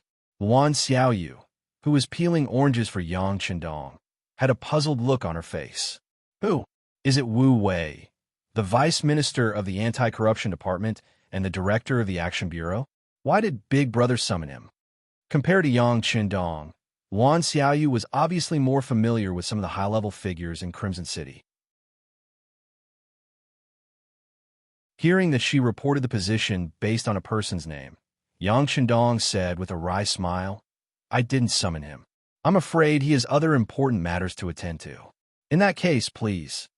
Although he did not know why he did not receive a report in advance when a high-ranking official like Wu Wei appeared in the beginning city, since he was here, it should be an important matter to report. After getting permission, Wu Wei came to a courtyard after 7 or 8 turns and finally saw Yang Shandong, who had been rumored in Crimson City. At this time, Wan Xiaoyu had already entered the house. As a woman, she knew very well when to appear and when to disappear. It was Yang Shandong's first time seeing Wu Wei. After all, when he left Crimson City, this person's identity was not enough to attract his attention. "Your Vice Minister Wu?" "Yes, 6th young master. I'm Wu Wei. This time, I was ordered by the minister to come to the beginning city to investigate something." Wu Wei immediately admitted. "Investigate something?" Yang Shandong pondered the deeper meaning of this sentence. "Yes." Wu Wei nodded in response. It seems that since Vice Minister Wu took the initiative to appear, there should be a conclusion to the investigation. Yang Shandong leaned back on the chair. No matter what the other party was investigating or what thoughts he had, since he appeared in front of him, it meant that there was a conclusion to the matter. He wanted to see what the anti-corruption department did in the beginning city without notifying him. He did not answer immediately. Instead, he took out a bloody dagger from his bag. Xiao Vi, who was beside him, saw this scene and shouted angrily, "Put the dagger down. What are you trying to do?" "Hey, Xiao Vi, don't be so agitated. Vice Minister Wu won't hurt me." Yang Shandong did not have any intention of moving. He just watched everything calmly. Since Wu Wei had exposed his identity first, he was not here to assassinate him. Wu Wei only remembered the identity of the person in front of him when he was yelled at. Immediately, he said awkwardly, "6th young master, I'm really sorry. I forgot the rules." "It's okay. You can continue." Yang Shandong stretched out his hand and made a gesture of invitation. He continued to look at him. Wu Wei was deeply impressed by Yang Shandong's calmness. However, he did not know that at least until now, there was no one who could be an enemy of the 6th young master. Even if Wu Wei had some skills, he would not be able to hurt him. Since that was the case, why should he be anxious? Wu Wei took down the bloody dagger and placed it on the stone table in front of him. Then, he took out a stack of documents and placed them on the stone table as well. He said, "6th young master, these are some reports about Yang Lu and the evidence of his crimes in the beginning city in the past 20 days. Originally, I wanted to sort them out before sending them over. However, last night, someone sent this dagger to my table. I didn't dare to wait any longer, so I came over early in the morning. Servant Yang Lu." Yang Shandong frowned slightly. His expression was extremely dignified. He reached out to touch the teacup and found that the tea was cold. Then he said to Xiao Vi, "Get someone to change the tea in water." "Yes," Xiao Vi replied and turned to leave. After leaving the small courtyard, he reached out and called a confidant. After whispering a few words in his ear, he went to find new tea and water. In the small courtyard, instead of drinking tea, Yang Shandong switched to smoking. He opened a box of beautifully packaged Con of Heaven cigarettes and tossed one to Wu Wei. Then, he lit it up on his own. "You're saying that Yang Lu used this dagger to threaten you?" Yang Shandong finally spoke when only half of the cigarette was left. "There's no evidence to prove it." Wu Wei nodded, but his words were inconsistent with his actions. This already showed that Wu Wei had such suspicions. However, he did not dare to say anything without evidence. However, at such a critical juncture, someone had come forward to threaten him. Presumably, it had something to do with Yang Lu. Yang Shandong nodded. He admired Wu Wei for not saying anything without evidence. After all, once this matter was confirmed, no matter what Yang Lu had done in the past, just the fact that he threatened the investigation officer was enough to put him in serious trouble. There was no evidence to prove that Yang Lu was the one who threatened him. This only made Yang Shandong slightly gratified, but it did not mean that he was fine.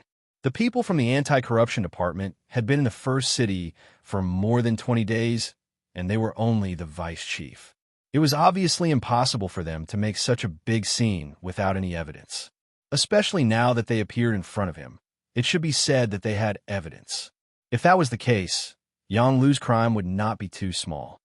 Tell me, what's the result of the investigation? Yes, the sixth young master, Wu Wei, who had been waiting for this sentence, straightened his body and extinguished the unfinished cigarette in his hand.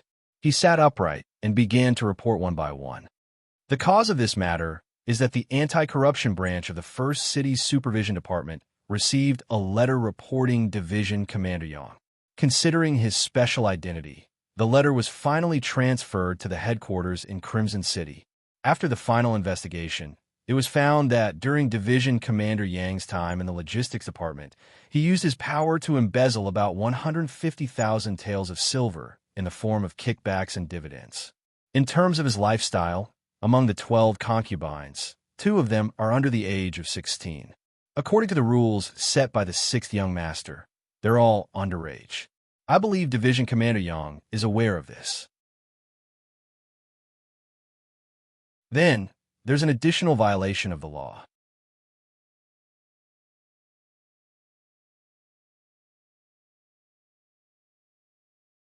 Chapter 9:57.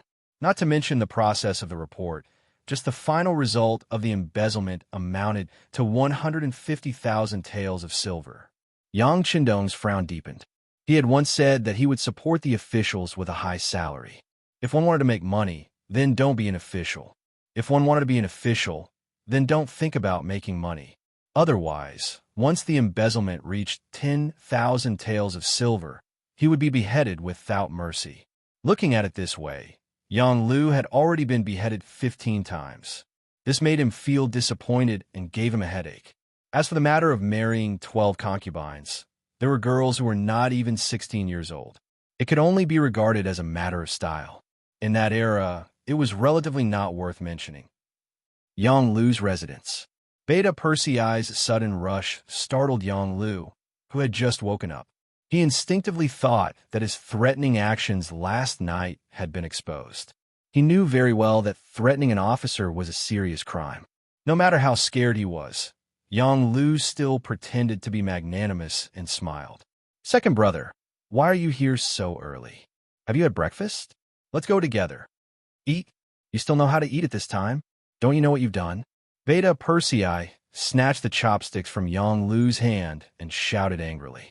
Yang Lu's heart trembled when he thought that his threatening of the officer had been exposed. However, he still pretended to be unafraid and said, "What did I do? I didn't do anything. Are you still going to pretend like this at this time? Old Six, are you not going to cry until you see the hard way? To tell you the truth, the people investigating you have already gone to the young master. Do they dare to do this without evidence? I'm afraid it won't be long before they show up here. At that time, it will be too late for you to say or do anything." Yang Er saw that Yang Lu was still acting like a dead pig that wasn't afraid of boiling water. He couldn't help but angrily say. After Beta Persei revealed some information in his words, Yang Lu was no longer as calm as before. He finally panicked and asked, "Second brother, you said that someone is investigating me. Who is it?" Wu Wei, Vice Minister of the Anti-Corruption Headquarters and Director of the Operations Bureau, Beta Persei, told Yang Lu the answer given by Chiu Vi. "Someone from Crimson City?" Beta Persei's expression changed again. He originally thought that some of the officials in the origin city did not like him. He knew that the city lord, Yu Mian, had a bad temper. He had tried to sound him out several times and wanted to pull him into the group, but he was rejected. Thus, he wanted to ruin things. However, he did not expect that it would be someone from Crimson City. If that was the case, he would be in deep trouble. She remembered that the young master had said that he would give the people who worked for him a good life, but it was best that they did not touch a single silver coin. Otherwise, they would be stretching their hands indiscriminately. Those who stretched their hands indiscriminately would have to pay the price. If the amount of corruption exceeded 10,000 taels of silver, they would be beheaded. The cold sweat on her head could not help but flow down again. The so-called corruption limit of 10,000 taels of silver depended on where and who it was. Perhaps in the current southern Biming dynasty, this number was not small. Even if one did not have a certain official position, they would not be able to embezzle this amount of silver. However, for Yang Xie, this was really nothing. Especially when placed in front of a logistics division commander like him, it was truly top-notch. Just a little bit of it would exceed this number. Furthermore, he had also forcefully suppressed himself and only managed to obtain a few 100,000 taels of silver while holding back. However, greed was like a poison. Once infected, it was very difficult to resist. Now, was it finally time for retribution? Even the young master knew that this matter would not be small. In front of the young master, who had a great dream to realize, anyone who wanted to block his path would not have a good ending. His expression changed. Everything that had happened seemed to be in his mind. Yang Lu suddenly grabbed Beta Persei's arm and said, second brother, this must be a misunderstanding. Someone is framing me. Second brother also knows about those people from Crimson City. They think that they have contributed greatly and do not put us in their eyes. This time, someone must want to deal with us and found an excuse to attack us, the people around the young master. Then, they will attack the credibility of the young master in everyone's hearts and then wait for an opportunity to replace him. We cannot let their scheme succeed. Beta Persei was originally very angry, but when he heard these words, his expression changed. Perhaps it was because the few Yang family retainers had stayed in Crimson City for too short a time. Only Yang Wu remained there, and his attention was focused on the royal palace. Thus, they did not get along well with some of the officials in Crimson City, and there was even a faint sense of competition between them. Could it be that these people really did it? On the surface, they were dealing with them, but in reality, they were attacking the reputation and influence of the young master. Beta Persei suddenly stopped talking. Yang Lu knew that he had reached the key point. He immediately continued, second brother, in short, no matter what happens, we brothers must be of one mind. Otherwise, if they attack me today, they will attack the other brothers in the future. Think about it. When third brother was the chief of security, he dealt with many people in Crimson City. They are simply taking revenge. Revenge. Beta Persei nodded first, then shook his head vigorously. But even if it's revenge, if you didn't do anything wrong, what's there to be afraid of? Second brother, everyone makes mistakes. I was just greedy for some money. I really didn't mean to harm the young master. If something happens to me, second brother, please help me. Yang Lu knew that this was not the time to be arrogant. He should lower his head when he should. He was just avoiding the main point and dwelling on the trivial. Just as Beta Persei and Yang Lu were still in the room, a group of black-clothed guards broke through the mansion's gate. They were fully clad in armor, with only their noses and mouths exposed. Suddenly, the guards of Yang Qindong's relatives appeared. The leaders were Ba Daojiang and Peng Yu. These two were also old men who had followed Yang Qindong for many years. They had been with him for many years. Yang Qindong had intended to send them to serve in the army several times, but these two seemed to have set their sights on the sixth young master. Other than the guards, they would not go anywhere else no matter what.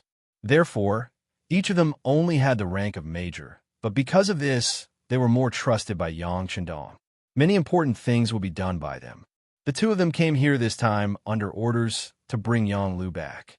As Yang Qindong's servant and also the head of the logistics division, Yang Lu could be said to have a lot of power in his hands. If he really wanted to do something, even the current city lord, Yu Mian, had no right to ask or interfere. His mansion had always been regarded as the safest place. However, today, someone had barged in. Butler Yang Ing immediately rushed out with more than a dozen guards, looking like he was going to punish them. Butler, they seem to be from the Ares guards.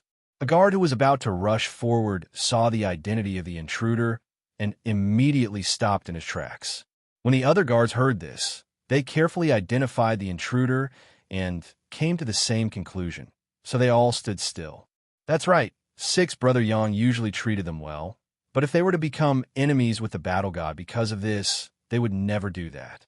Everyone in the first city knew that without the Ares guards, they would not have everything they had now. As Yang Lu's trusted butler, Yang Ying knew very well about Yang Lu's matters. He knew that once this matter was discovered, he would not be able to escape death. Therefore, he usually treated these guards well, so that when such a day came, they would be able to use their strength to at least kill a path of blood to save sixth brother Yang. In fact, this worry was not without reason. It was just that when the situation really happened, the guards that he had prepared with extraordinary skills did not even have the courage to move. At that moment, he was extremely angry, but there was nothing he could do. No one stopped the guards from entering the courtyard and quickly found Yang Lu's room.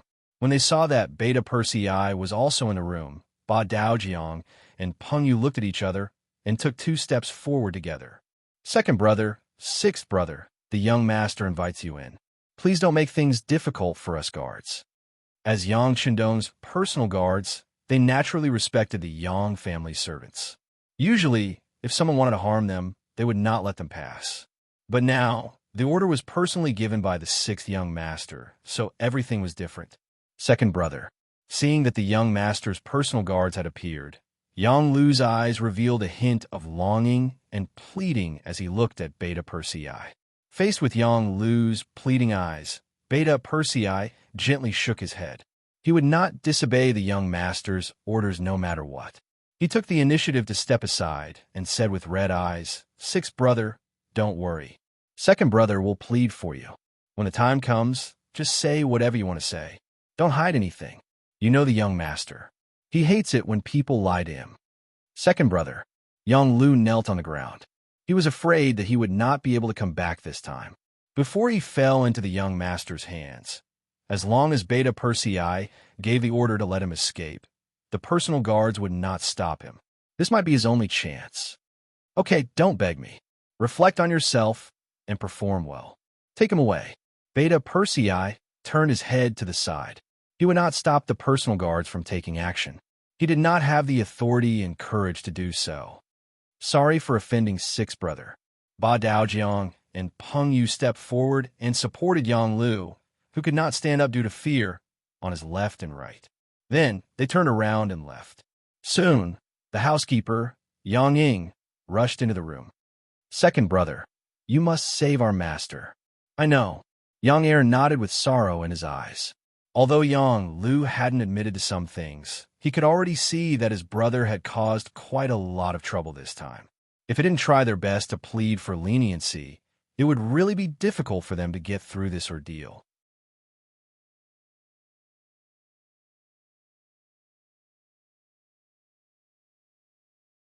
Chapter 958. In the courtyard of the Yang mansion, Wu Wei sat opposite Yang Qindong. He watched as the God Master smoked half a box of cigarettes in a short time. He even saw the anxiety and anger in the God Master's eyes. Judging others by one's own standards, the most trusted servant around him turned out to be a big pest during the anti-corruption campaign. Presumably, no one would be able to stand it. After an unknown period of time, Yang Qindong put out the cigarette that had just been lit in his hand. He looked at Wu Wei and said, I already know about this matter. I will give you a satisfactory answer. You can go and rest first. Yes, sixth young master.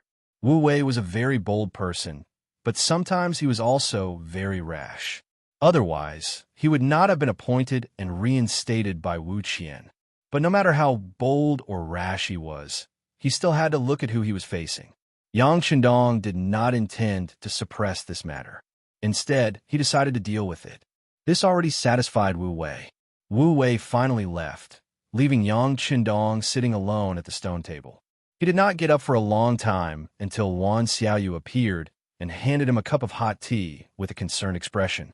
Yang Qindong reluctantly squeezed out a smile. It's windy outside. Let's go inside.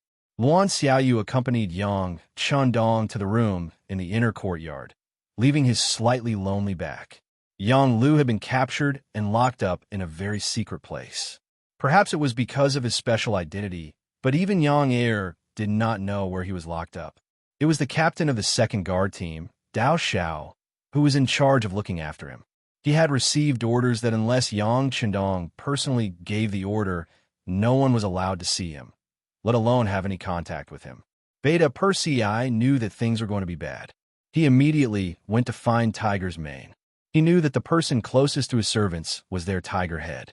3 days later, Yang Si, who was supervising the construction of North Desert City, changed several fast horses and rushed over regardless of day or night. After the three brothers met, they went to Yang Chendong's residence to plead with Yang Lu. In the same small courtyard, Yang Chendong and Luan Xiaoyu sat together. Other than Tiger's mane, Beta Persei, and Yang Si, there was no one else present. Young master, I wonder how serious Six Brothers' crime is. After Tiger's mane became the commander of an army, his personality had become much more mature than before. When he opened his mouth, he went straight to the core of the problem. It's all here. Take a look for yourselves. Yang Chendong's expression did not change at all, as if he was talking about a very ordinary thing. He pointed to the documents on the stone table that were half the height of a person. After the three of them received permission, they all stretched out their hands and looked at the crimes that Wu Wei had committed. When they saw that Yang Lu had used his position and power to obtain at least 150,000 taels of silver for himself, and at the same time, he had married 12 women, 2 of whom were under the age of 16. Even though the 3 of them had prepared themselves for this, their faces were now filled with anger. Based on the things that Yang Lu had done, even if he was beheaded 10 times, it would not be wrong. But could they really behead him? After all, they were brothers.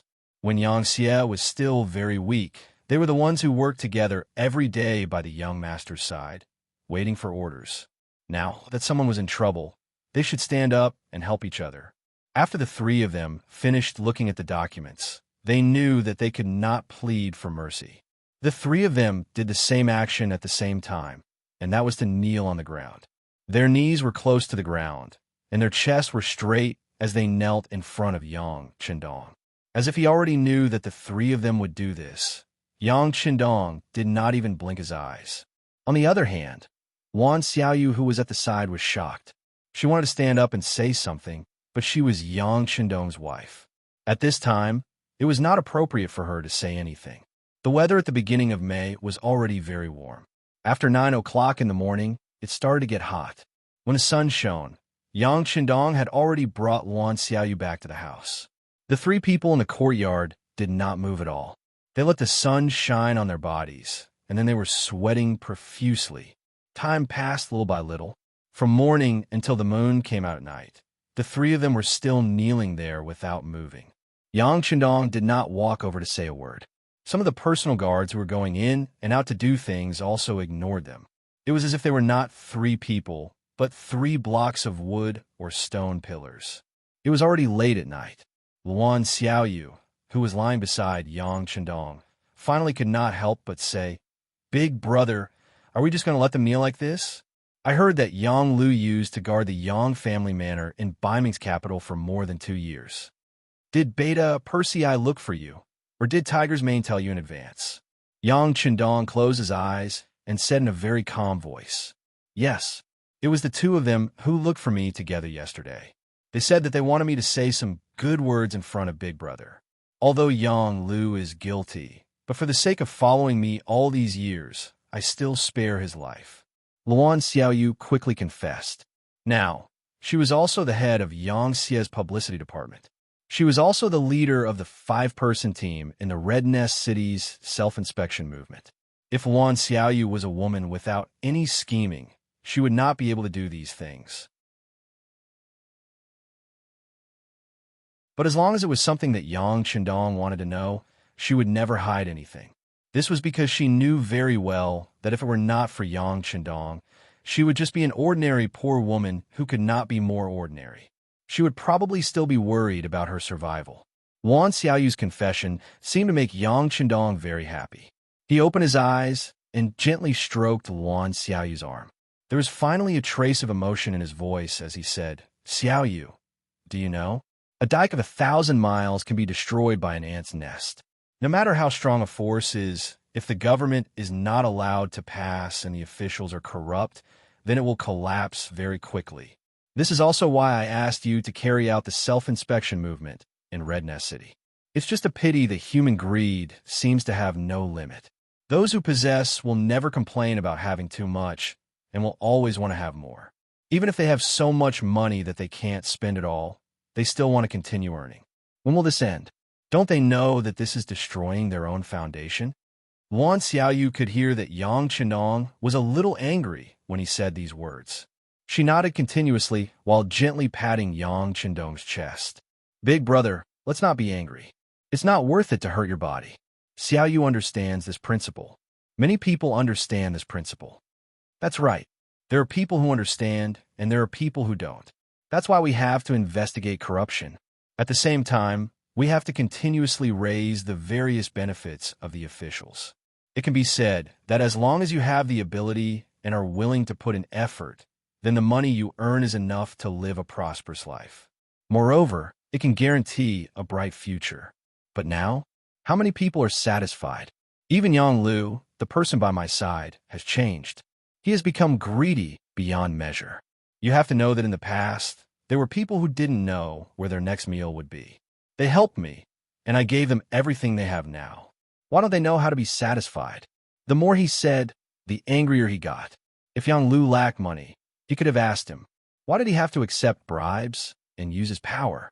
Did he not know that there were many people watching his actions? Now that the matter had happened, it would not be easy for him to let go even if he wanted to. One had to know that it was his idea to vigorously promote the honesty of the officials. Now, he had to slap his own face. How painful would that be? If this matter were to spread, where would his credibility be? In the future, how many people would be convinced by his words? How many people would believe him? Big brother, don't be angry anymore. At worst, I will come out and save him. No matter what, Yang Lu is still your servant. Even if you want to deal with him, you have to have the final say.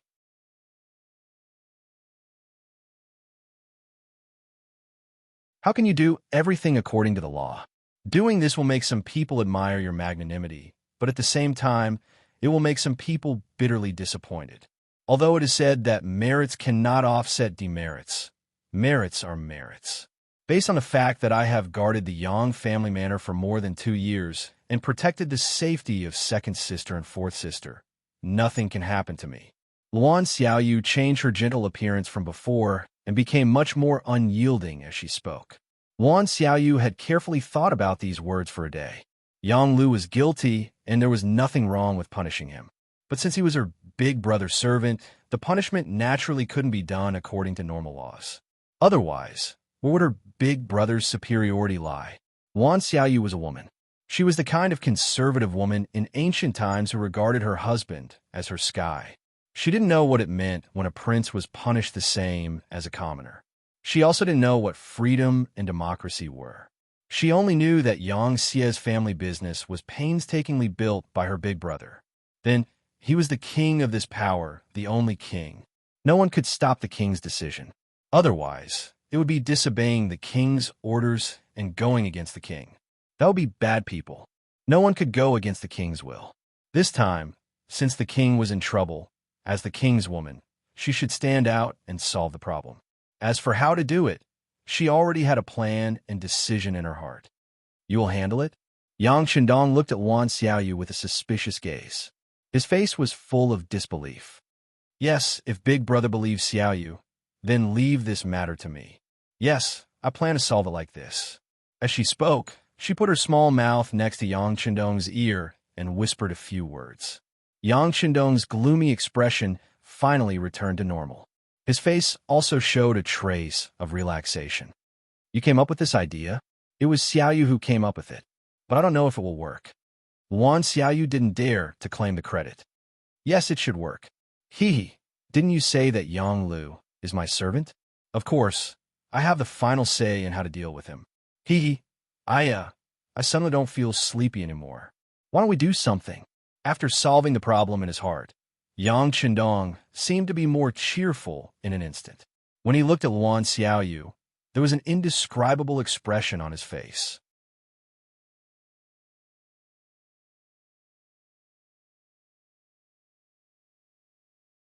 Chapter 9:59. Big Brother, what are you going to do? Wan Xiaoyu pretended not to understand anything and asked. However, she soon screamed, followed by giggles and shyness. In the blink of an eye, it was the next morning. Yang Qindong got up and exercised as usual. After breakfast, he came to the courtyard and saw the three people who were still kneeling. They were Tiger's Mane, Beta Persei, and Yang Si. Get up. With a sigh, Yang Qindong looked at the three of them with a somewhat complicated gaze. Young master. The three of them raised their heads at the same time and said in a hoarse voice, I know what you want to say. Sixth Madam has already taken care of the matter. It won't be long before Yang Lu is released. However, he can't be the logistics division commander anymore, nor can he stay here in the First City. Let him go to the Southern Ming Empire to collect intelligence. Yang Qindong, who made the final decision, announced his decision in front of the three of them. No matter what, Yang Lu was still someone close to him, and everyone knew this fact. If something really happened to him, it was inevitable that some people with ulterior motives would think too much.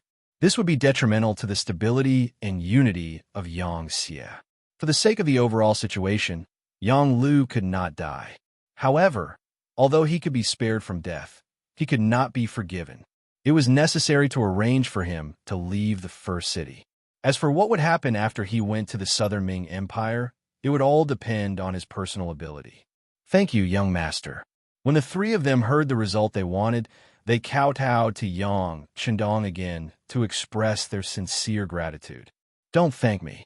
Yang Lu is your brother, and also my brother. However, we are brothers. If he does something wrong, he will be punished. No one is an exception on this point. Yang Qindong shook his head and did not accept their gratitude. This sentence made the three of them look embarrassed. This time, Yang Lu was purely courting death. He could not blame others. Since he did something wrong and someone came to investigate, he should take the initiative to admit his mistake and actively cooperate. However, not only did he not repent, but he also sent people to threaten the personnel handling the case. Was this not an additional crime? Fortunately, the young master was a sentimental person and gave him a way out in the end. As for sending Yang Xie to the Southern Ming Empire, the three brothers did not have any objections. With the current strength of Yang Xie, no matter where he went, his influence was not small. Although the Southern Ming Empire belonged to the rear of the enemy, they did not have a falling out with Yang Xie. As long as he was willing to work hard, he might be able to make a great contribution and return to the forefront. This was also a good way to train himself. The three brothers all agreed with Yang Qindong's decision. In the following time, Yang Qindong first asked Yang Si about the construction of North Desert City. When he found out that the outer city was already built, the development of the inner city was also proceeding according to plan, and the city lord Mao Xiang had also entered his role and was doing everything. He transferred Yang Si back and let him take over the position of the Logistics Division Commander. Yang Si, the task of the Logistics Division Commander is very important and involves many things. After you take over this heavy responsibility, you must do it well and strive for a better performance. Let others see that you family retainers are very capable and can also be given heavy responsibilities. Yes, young master, please rest assured. What happened to Yang Lu will definitely not happen to me. I will definitely not embarrass you. Yang Si vowed solemnly and said from the bottom of his heart at the same time. A Yang family retainer had already died in this position full of benefits. He definitely could not allow the same thing to happen a second time. Okay, I believe you. And Tiger's Man, the training of the new army still needs to be strengthened. I have emphasized more than once that we need elite soldiers, not quantity. As for those who join the army because of connections or because of old age, if they are not suitable, we must be ruthless and replace them.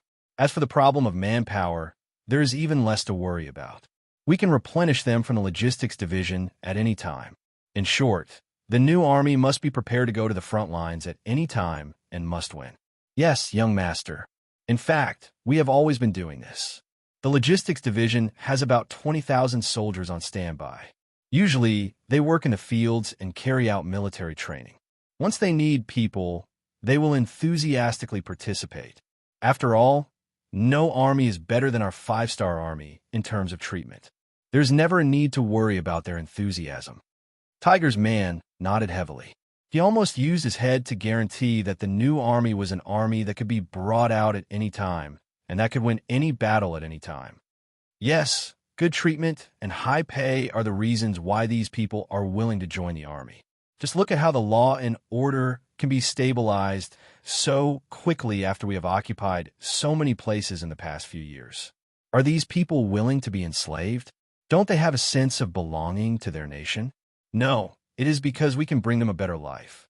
We can bring them the life that they have always wanted. After the country is occupied, their lives are better than before. They can choose to work in the fields, to do business, and to work in the factories to earn money. They don't need to live like before with no goals and no hope in their lives. This is everything that we have brought to them, and also the reason why they chose us. But do you know that the appearance of a big corruption will change the world's impression of us? Corrupt officials are all sucking blood. Regardless of whether it is the countries or the peoples, it is all ill-gotten wealth. Once there are many such officials, only the people will suffer. Once they can't live anymore, what do you think they will do? They will choose to rebel and kill us. Therefore, the honesty of the officials is very important. They represent not only themselves, but also a force in a powerful country. This time, Yang Qindong said a lot of things in front of the three of them for the first time. It could be said that he was inspired by Yang Lu's matter. After saying this, Yang Qindong seemed to be a little dispirited. He waved his hand and said, "Well, Yang Lu should be released now. As brothers, go and see him and tell him what to do next. By the way, tell him that as long as he is willing to work hard and make achievements, I will see him again one day. If he continues to sink, then let's look at each other in the martial arts world." Yang Qindong made a break between himself and his servant, Yang Lu. On the other side, Wan Xiaoyu went out in the morning and found Wu Wei, who was staying in the guest house of the beginning city. The matter of the servant, Yang Lu, had been investigated. Wu Wei had relieved himself of the heavy responsibility. The next step was to wait for the results. Taking advantage of this time, he walked around the beginning city and checked the anti-corruption branch in the city.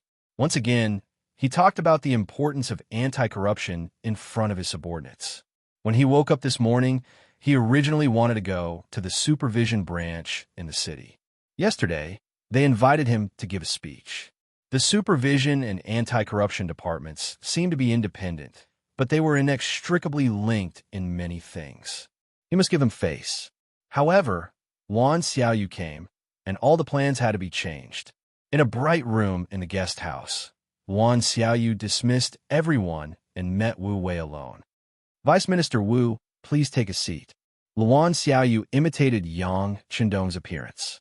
While fiddling with the tea ceremony, she looked at Wu Wei, who entered the room with a smile on her face. "I don't dare. It's good to stand like this," Wu Wei said with some fear and trepidation. Although Wan Xiaoyu was more than enough to be his daughter in terms of age, she was the sixth madam. With this point, there was a difference in seniority. Wan Xiaoyu did not force him. She specially fiddled with the tea ceremony. After a while, cups of new tea were poured out. Then, she took out a cup and pushed it in front of Wu Wei, indicating that he could drink it. In the face of all this, Wu Wei expressed his gratitude and drank the tea in one gulp.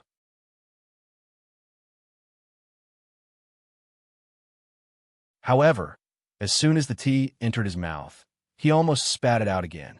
Everything was because of Wan Xiaoyu's next sentence. "Vice Minister Wu, this cup of tea is my apology." He knew that the tea was not good, but he did not expect it to be so bad. Wu Wei's face was very ugly for a while. However, Wan Xiaoyu did not look at him. She just continued to fiddle with the tea set and said, "You have worked hard on the matter of servant Yang Lu.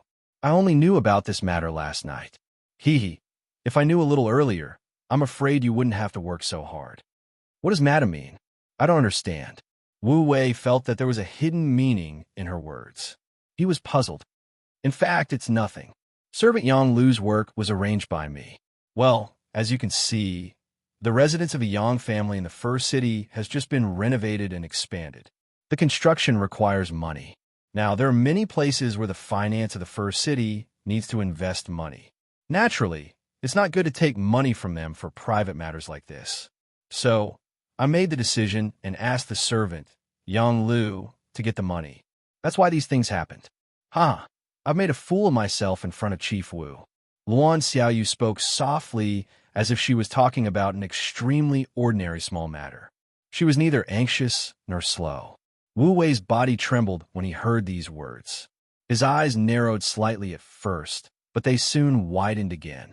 He knew that it was basically impossible to punish the servant of the sixth young master. When they came, Minister Wu Qian had said that the purpose of this visit was not to punish servant Yang Lu. In fact, no matter how sufficient the evidence was, if the sixth young master did not agree, it would be useless. Therefore, their task was not to punish anyone, but to find out the corruption. As for how to deal with the matter, the power had to be completely handed over. Now it seemed that the sixth young master wanted to protect someone. As for the words of the sixth madam, Luan Xiaoyu, it was just an excuse. No one would take it seriously. But no matter what, since she had given an explanation, it was equivalent to giving an explanation. The matter should be over now. Although Wu Wei was a little straightforward and was even very principled, it did not mean that he was brainless. The sixth madam had personally stood out. If he still said that he could not do it, not only would it be useless, but he was afraid that he would not be able to keep his position or even his brain.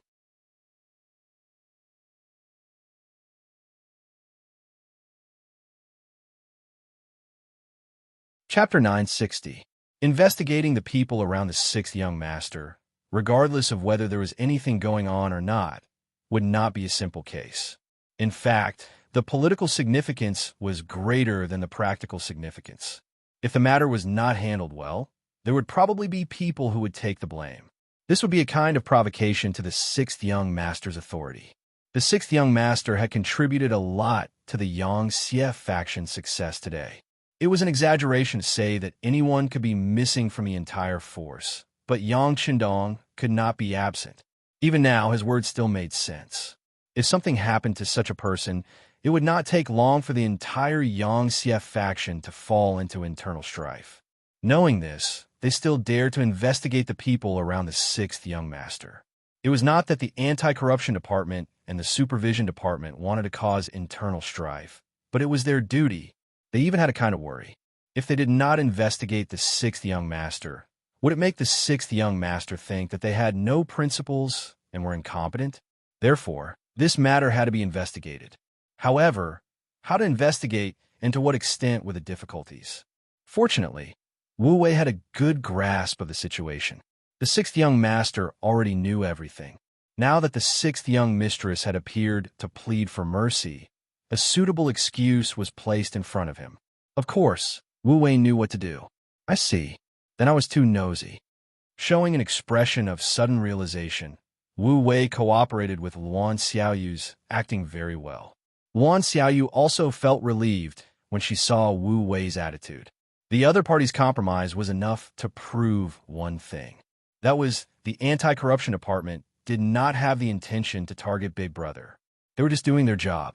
Even so, what should be praised should be praised. That's right. This time, we've outsmarted ourselves. If I knew this would happen, I would have told the matter in advance. It wouldn't have been so troublesome. Of course, through this matter, it could be seen that the anti-corruption department and the supervision department's performance is very satisfactory. I believe that the sixth young master will also know. Luan Xiaoyu said with a smile. This was tantamount to settling the matter. The matter of the servant Yang Lu ended just like that. Your performance has been praised by the sixth young master. As for what to do next, it was none of other people's business. Wu Wei knew that the conversation had come to an end at this point. He tactfully cupped his fist and said goodbye. Sixth young mistress, this time, I have been out for a long time. I want to leave with the next carriage to report back. Very well. A sincere smile bloomed on Luan Xiaoyu's face once again. She then waved her hand, and Wu Wei retreated out of the door. With the appearance of Luan Xiaoyu, she found a suitable excuse to suppress the matter of the servant Yang Lu. At this time, Yang Lu was also young mistresses and was being reprimanded and educated by the young mistress. Although Yang Lu's life was saved, he had done something wrong. If he couldn't mentally recognize his mistakes, who knew if he would make the same mistake next time? For this reason, Tiger's man and the other two talked to him earnestly for a full 4 hours. In the end, Yang Lu kept thanking the three brothers and admitted that he was indeed wrong. Only then did the matter come to an end. Old 6, the young master still has feelings for you and is full of hope. However, you have done something wrong, so this time when you go to the Southern Ming Kingdom, you should perform well. They've sent assassins to deal with young master several times. This time, you can go and investigate these things properly. With third brother, the director of the security bureau, you can rest assured and do what you want. Hu Meng acted like a big brother and said in a lecturing tone, "Yes, thank you, Tiger's man, for your concern. I know what to do." Yang Lu's face still had the joy of surviving a disaster. Yang Lu was safe and was only punished to work in the Southern Ming Kingdom. This was already a good result. At the very least, Hu Meng, Yang Er, and Yang Si were very satisfied. However, they had neglected one thing, and that was that it was easier to change mountains and rivers than to change a person's nature. No matter what, Yang Lu used to be an independent figure. Since coming to the first city for 2 years, no matter where he was the one teaching others a lesson. This made him accustomed to being high and mighty. This time, he was taught a lesson by others, even if it was his three brothers. However, it was impossible to say that he was not angry at all. Yang Lu, who was angry, returned to his courtyard and saw the loyal butler, Yang Ying. After seeing that his master was safe and sound, he knelt on the ground and said excitedly, "Master, you're back. Are you okay?" "Kind of. However, I can't stay here anymore. The young master arranged for me to go to the Southern Ming Kingdom to collect intelligence." Yang Lu said with a hint of unhappiness in his tone. "Go to the Southern Ming Kingdom? Why? That's the enemy's rear, and it's dangerous. Could it be that the sixth young master wants to use this opportunity to punish you? By the way, master, did the sixth young master tell you this?" Yang Ying was nearly 50 years old, so he naturally had more thoughts when he encountered things. "No. From the beginning to the end, young master has never seen me." Yang Lu shook his head sadly when he said this. Although he was a little afraid of seeing the young master, he still wanted to see him, even if it was just to scold him to vent his anger. "No wonder he hasn't seen you. It seems that the sixth young master really wants to abandon you this time." Yang Ying seemed to be emotional, but there was more or less a hidden meaning in his words. However, no one knew that Yang Ying, who had been following Yang Lu in the capital of Baiming, was actually a spy for Baiming, directly under the command of Chief Eunuch Jining. No one knew of this relationship except the two of them. If there was a problem, he would report it directly and would not let anyone else know. This made it so that not even the security bureau could discover Yang Ying's identity. He had been lurking at Yang Lu's side precisely so that he could one day instigate a rebellion and use him. In order to achieve this goal, Yang Ying had gone to great lengths to not show any signs of abnormality, so Yang Lu had never been on guard against him. One could even say that Yang Lu's greed had become a habit under Yang Ying's influence. If Yang Lu had always been at the peak of his life, Yang Ying's persuasion would have been pointless, and he might even have exposed his own identity. But now, Yang Lu had fallen to the lowest point of his life, and Yang Ying knew that his chance had appeared. As long as he put his mind to it, instigating a rebellion was just a matter of time. "What abandon? Don't speak nonsense." Yang Lu's eyes suddenly widened, and then he hurriedly looked around. When he was sure that no one was paying attention to him, he breathed a sigh of relief. Then, a trace of unhappiness appeared on his face as he said, "All right, pack up. We're leaving for the Southern Ming Empire." "Yes, master." Yang Ying nodded in agreement and led a group of servants to make preparations. Without anyone else, Yang Lu's eyes were not as calm as they appeared. Yang Ying's words were still echoing in his ears, and he could not help but wonder if the young master had really given up on him. 1455 AD.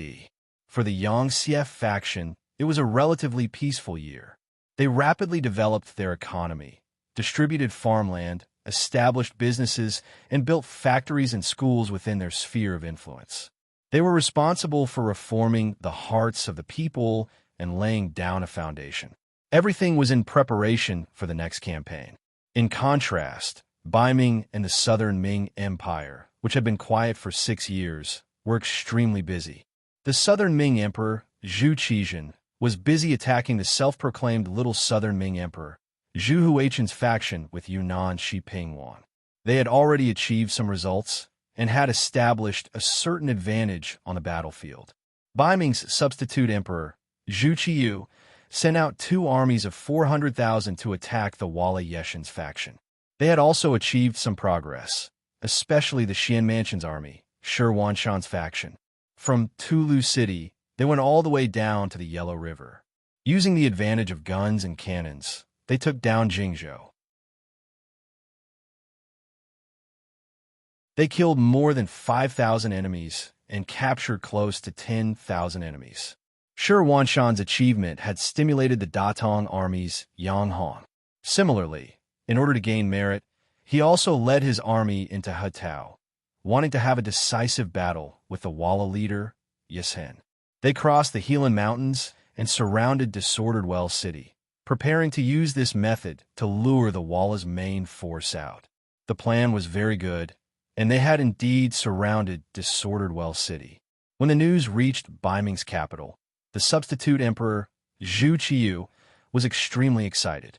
In his view, as long as he could defeat the Wala's Yeshen, it would be enough to prove that he was stronger than his brother. This was because Yingzong had lost to Yeshen in the Temu fortress. If not for the Duke of Loyalty's timely intervention, he might not have survived. Thinking about the Duke of Loyalty, Zhu Qiyu could not help but feel angry. This Yang Qindong, who had the title of Duke of Great Ming, was actually a person with the ambition of a wolf.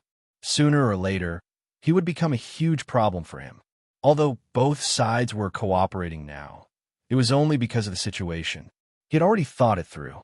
Once he defeated Yeshen and conquered Southern Ming, it would be time for him to make a move on the Duke of Loyalty.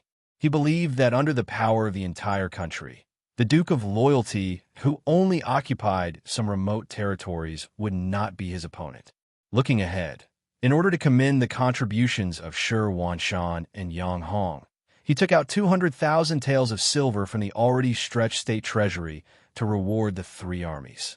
He wanted to use the silver to motivate his soldiers so that they would be more courageous in future battles.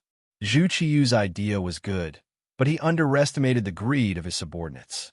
Whether it was the landowning households or the eunuch households, especially the latter, they did not have many relatives in the world.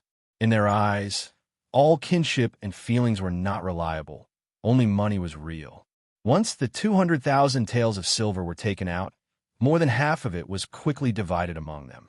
After being exploited layer by layer, when it reached the hands of Yang Hong and Shi Wanshan, the 100,000 taels was reduced to 10,000 taels.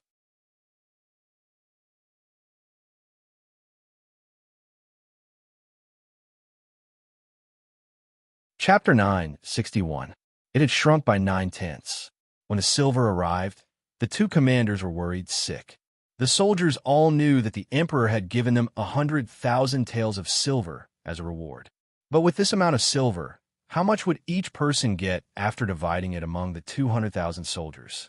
It was better not to divide this amount of money. But if they did not divide it, it would affect the morale of the soldiers. What should they do? When they heard that the silver had already arrived, many generals and soldiers who had made outstanding contributions revealed looks of eagerness. Helpless, the 2 commanders could only take out 10,000 taels of silver to reward those who had made outstanding contributions. However, many more people did not receive a single tael of silver. This caused many generals and soldiers to begin to complain, and the morale of the army began to fluctuate because of this. It was also at this time that Yeshen's counterattack arrived. First, outside Disorderly Well City in the Hetao region, 200,000 cavalry suddenly appeared. The momentum was so great that when the news reached the ears of Yang Hong, he had a face of disbelief. How can this be? Yesen only has so many soldiers. How can there be so many enemies appearing all of a sudden? This is definitely not possible. The roar was still ringing out in the tent when the scout general who had made the report was already half kneeling on the ground. Commander, it's not only the Walla cavalry that's coming, but also the cavalry of the Ely tribe, present-day Torpon. We've already merged with them. Right now, their vanguard is about to make contact with our vanguard. Commander, please make a decision quickly. When he heard that Ely division had also sent out their troops, Yang Hong fell back into his chair with a putong sound. The situation was completely out of his expectations. Originally, he had many soldiers and generals, but now everything had turned around. He had become the one at a disadvantage. In addition, when they were dividing the silver, many of the soldiers were still dissatisfied. With such morale, how could they fight against the enemy? Retreat, retreat to Heelan Mountain and wait for reinforcements at Ningxia garrison. Yang Hong knew that time did not wait for anyone. He quickly gave the order. Retreating without meeting the enemy was because they did not have a proper plan. This caused the formation of the 200,000 Ming army to be messed up. Using this opportunity, the Walla and Ely division launched a frenzied attack. The Walla army that was surrounded in disorderly Well City also took the opportunity to kill their way out.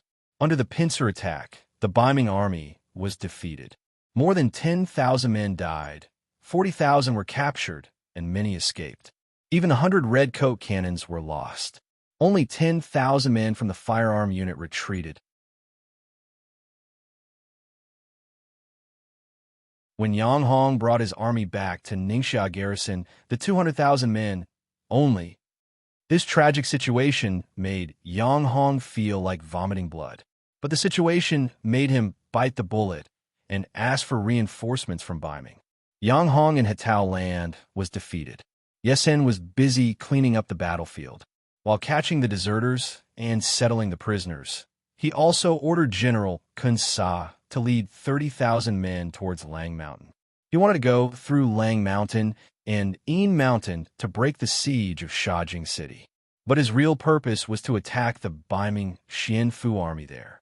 After surrounding Shajing City for nearly 2 months, Shi Wanshan, who saw that the enemy had run out of food and was about to take down the city, suddenly received an urgent report from Scout. They had encountered too many defeated soldiers in front. They all said that Yang Hong was defeated. Now, Ely Division's cavalry was heading towards the Shajing City. Arriving in front of the map, Shi Wanshan quickly determined that they would become the next target of Walla and Ely Division's allied forces. Their military strength was not far below the enemy. Shi Wanshan had no choice but to give up on Shajing City that was about to be in his hands. He even gave up on Jingzhou City that he had just taken down and retreated to Sanbuchuan behind him. Shi Wanshan was very clear that Jingzhou City was a lone city. Once the army retreated there, if the reinforcements did not arrive in time, just the 200,000 men army's food and drink would be enough to crush the city. Therefore, when making this decision, even though they knew that they would be punished for abandoning the city, no matter if it was Deputy Commander Ancient River, Ning Wenfeng, or Eunuch Deng Chong, none of them had any doubts. More and more Datong Prefecture soldiers retreated from the battlefield and took the route of Jingzhou City. The appearance of these 50,000 people caused Shi Wanshan's army's morale to be even more lax. Some of the soldiers who did not know the truth actually followed these deserters, causing chaos to appear in the Xian Prefecture soldiers who were affected. Under the urgent military situation, Shi Wanshan did not have time to make any more arrangements. He could only watch as chaos appeared in the army and retreated to Sanbuchuan City behind him. The enemy chased too hastily. Sanbuchuan City was not big. Even if the 4 gates were wide open, they would not be able to let in 200,000 men army in a short period of time. Many soldiers saw Kun Sa and his 30,000 steel cavalry chasing behind them. They had no choice but to give up on entering the city and head northeast. Their target was very clear. It was the largest city in the grassland, Shurchen. Many of them had heard of it before.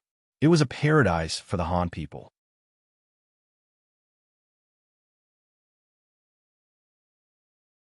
As long as they went there, they could earn a lot of money and protect their own safety. 50,000 Datong deserters and 10,000 Xian Manor deserters who were affected. A total of 60,000 people were madly marching toward the first city. With such a huge commotion, the scouting troop naturally reported the news to Yang Chendong at the first possible moment and reported it to him. Haha, 60,000 young and able-bodied men. This is good stuff. Take them all. It would be a waste not to take advantage of a free opportunity. Yang Chendong would never give up such an opportunity. He ordered the logistics division to open a shelter between Mount Saihan and Tulu City. At the same time, he ordered the new army to go there and take charge of the security work. In addition to preventing these 60,000 deserters from causing trouble, there was another more important purpose. It was to prevent the cavalry from charging in. General Kun Sa chased all the way here. Other than picking up some weapons and supplies left behind by the Biming soldiers on the way, he only captured 1,000 deserters. This made him very unhappy. When the army arrived at Sambulakwin, they saw that it was already heavily guarded. After seeing that the city tower was full of Biming soldiers, Kun Sa, who did not bring any siege weapons, gave up on taking over the city. Instead, he continued to head north. He had his eyes on the 60,000 deserters. If he could intercept all of them and use them for his own purposes, it would be a great victory. Both sides had the same goal. The 5-star army and the Biming forces met on the grassland at the same time. Hundreds of shelters had been built. The Biming soldiers who escaped here could finally put down their worries. One by one, they lined up and entered to register in an orderly manner. They were ready to enter Shurcheng and join the logistics division. Around them were more than 20,000 cavalry soldiers. It was the new army led by Tiger's Man. Looking south from here, they could vaguely see the grassland cavalry army coming from afar. Kun Sa rode on his horse. Beside him were valiant warriors. Just as they were moving forward, the vanguard general and Keegan appeared in front of him on their horses. "General, there's a large number of 5-star army soldiers with a 5-star flag in front." 5-star army? The army of the Heavenly Khan? Another deputy general, Wooly Ji, said. "General, before we came, General Yesen repeatedly told us not to be enemies with the 5-star army." "Look, what are you looking at?" Kun Sa's face was full of disdain. As the generals of the Ili army, their territory was not connected to the 5-star army. What they knew and understood were only some rumors. Although this loyal duke of the Ming dynasty had many titles, such as the Heavenly Khan, the God of War, the Messenger of the Tungri Heaven, and so on, Kun Sa did not care about any of these. He only worshipped powerful strength. How many people do they have? A lot. Maybe not as many as we do, but it's not much different, Keegan reported. If they don't have as many as we do, what is there to be afraid of? We chased these 60,000 Ming dynasty soldiers all the way here. We are about to get them, and now you want us to leave? How can there be such a thing in the world? How about this, Keegan, you go and talk to them. We will make things difficult for them. Don't the Han people have a saying that when we meet, we will share half? Since that's the case, let them give us 30,000 prisoners, and we will withdraw. Negotiate? But what if they don't agree? Keegan did not think that the other party would listen to him at this time. After all, no one would easily agree to take out the fat meat in their mouth. Don't agree? Then not only do we want these 60,000 people, we also want these 5-star army soldiers as captives. We also want to take them to the Shur city behind him. I heard that it is the largest city in the grassland. I really want to see it, Kun Sa said heroically. In the past, the Tatar tribe was suppressed by the great Khan of Tuachuo-Buhua, so it was difficult for the Ili army to get their hands on this place. However, it was different now. Tuachuo-Buhua was dead, and the Tatar forces had fallen apart. They also had a relationship with Yesen. Now, there was no one who could suppress them. What was there to be afraid of? Furthermore, people had always said that the Han people were a bunch of herbivores. They valued Confucianism, which was the principle of being a person. It was said that the high officials in the imperial court were all led by these people. On the other hand, the military officers had a lower status. What was so scary about such a race and power? Perhaps as soon as his cavalry charged, these people would be frightened and flee in all directions, just like those Ming soldiers outside disorderly Well City. Didn't they flee when they saw them coming? Kun Sa treated the five-star army as the Ming army. This was his biggest mistake. After receiving the order, Keegan turned around and returned to the front of the army. Then, he led 50 cavalrymen and went straight to the camp of the new army. 3 miles in front of the camp, they were surrounded by hundreds of cavalrymen of the reconnaissance group. The commander, Ding Shan, rode on a maroon horse and appeared in front of Keegan at a steady pace, blocking the cavalryman's path.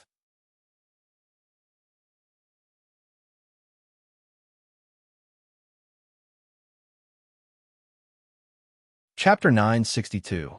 Go, call your Duke of Loyalty out. I have something to ask him. Keegan rode on his horse and did not care about the cavalry that outnumbered him. Just like Kun Sa, he did not care about the great Ming dynasty's cavalry. When Ding Shan appeared, he originally wanted to ask the other party what was the matter and why they were here. He didn't think that she would be so arrogant, directly asking to see the sixth young master. She even had such an arrogant look on her face. His anger immediately flared up. Who was the sixth young master? In the hearts of the soldiers, he was like a god. In the eyes of some people, he was like a second parent. In a military camp, when you were angry or drunk, you could scold anyone. Even if you achieved outstanding military service, you could point at your superior and scold him for a while. At most, you could just apologize after sobering up, and everyone would still be good brothers and comrades. However, no matter what, no one dared to speak ill of the sixth young master. This was because they would be ostracized and criticized by everyone else. In the best case, they would immediately be discharged from active service. In the worst case, they would be punished or even beheaded in public. With such a noble authority, the person who came dared to ask to see him, and even acted as if it was only natural. There was no smile on Ding Shan's face. It was as if he did not understand. He asked again, "You want to see the Duke of Loyalty?" "That's right." Keegan nodded, still with his nose in the air. "Okay, then I'll take you to see him." Ding Shan nodded. Although it was said that envoys were not killed when two armies fought, these people actually looked down on the sixth young master. This was equivalent to insulting all the soldiers of the five-star army. This was a threshold that could not be crossed. When he heard that Ding Shan would take him to see the Duke of Loyalty, Keegan immediately calmed down. He knew that as long as he showed his ruthless side, these Han cavalry would not dare to disobey. Well, the facts proved his conjecture. However, he did not know that his guess was not even half correct, because in the next second, Ding Shan taught him how to be a person. He raised his right hand up high and then brought it down abruptly. "Tie them all up," he said. Even though some of the cavalrymen were prepared to resist, their resistance was futile in the face of the scouts who outnumbered them by several times.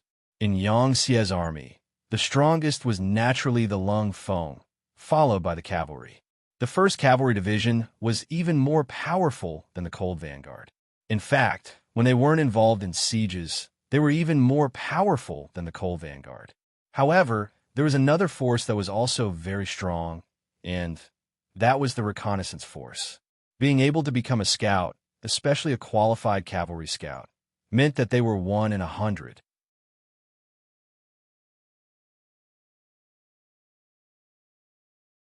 Whether it was their skills, horsemanship, or adaptability, they were all outstanding warriors.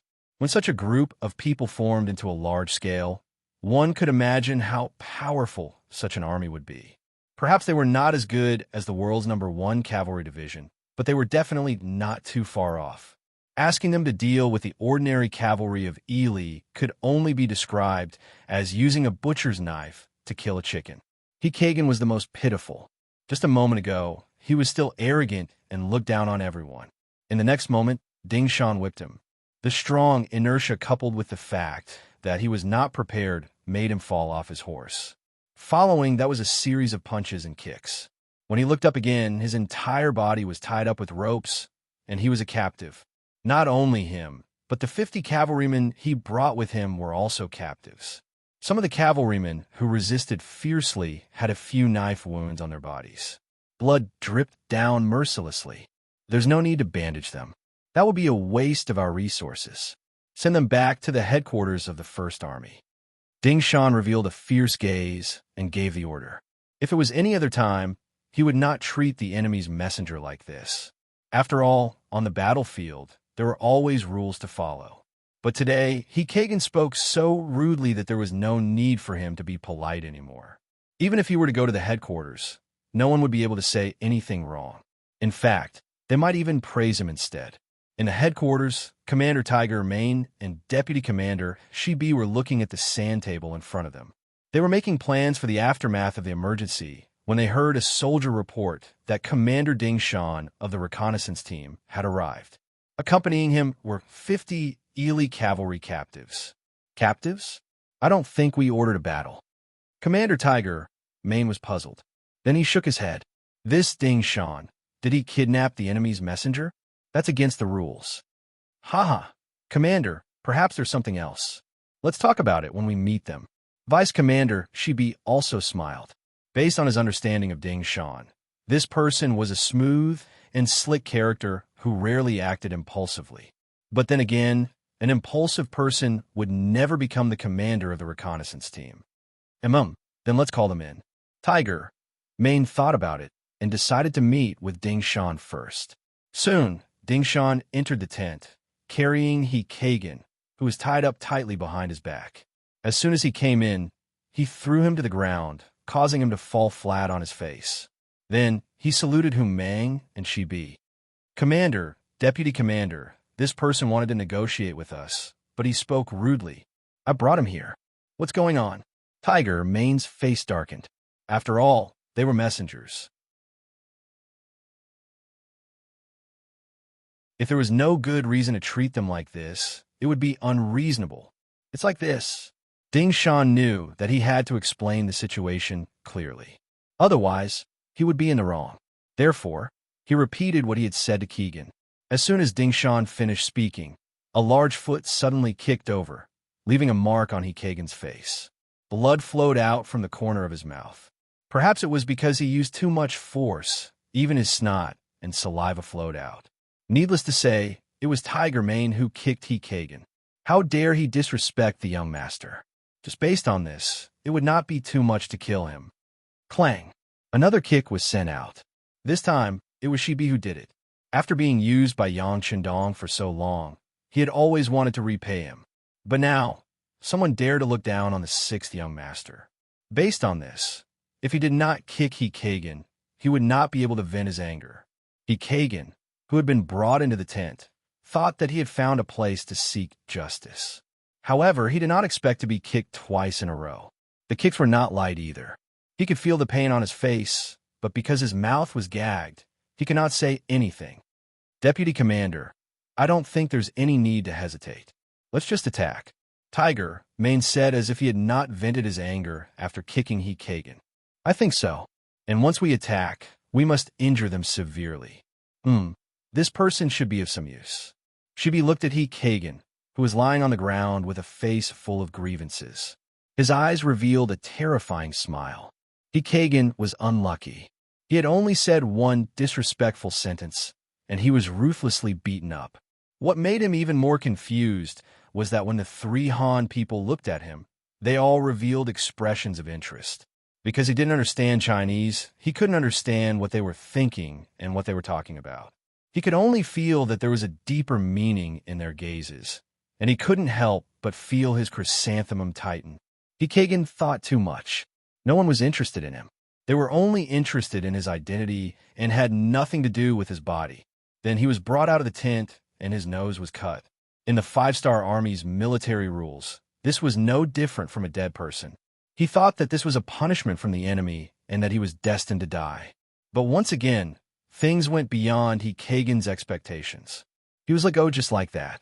Along with him were 50 cavalrymen, but 3 of them had already become corpses due to excessive bleeding. Their horses and sabers were returned to them. Then, they were let go just like that. As if to humiliate him, Kagan was forced to walk around the new army camp so that every soldier could see his miserable state. Knowing that he was being humiliated, Kagan's eyes were filled with tears, but his gaze was resolute. This was because he was using this method to observe the five-star army's camp. Needless to say, he gained quite a lot.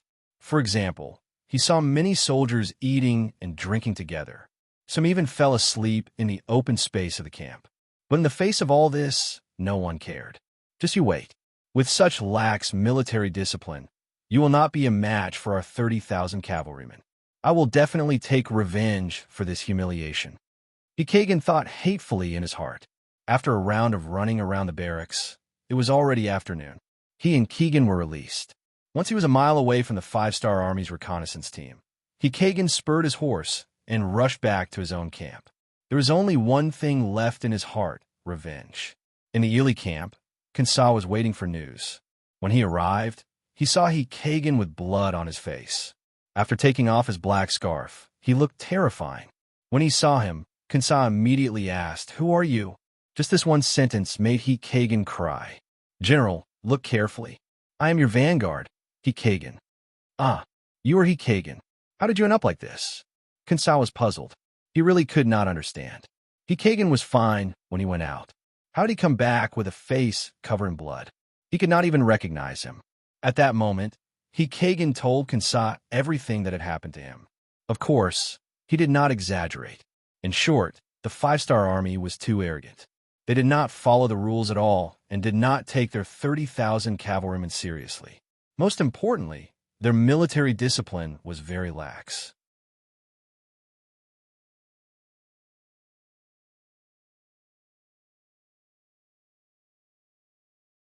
Chapter 963.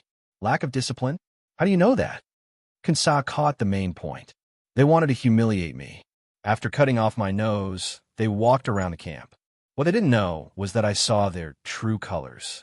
Oh, some of the soldiers were eating and drinking. Some of them were sleeping in broad daylight. They didn't look like an army that was good at war.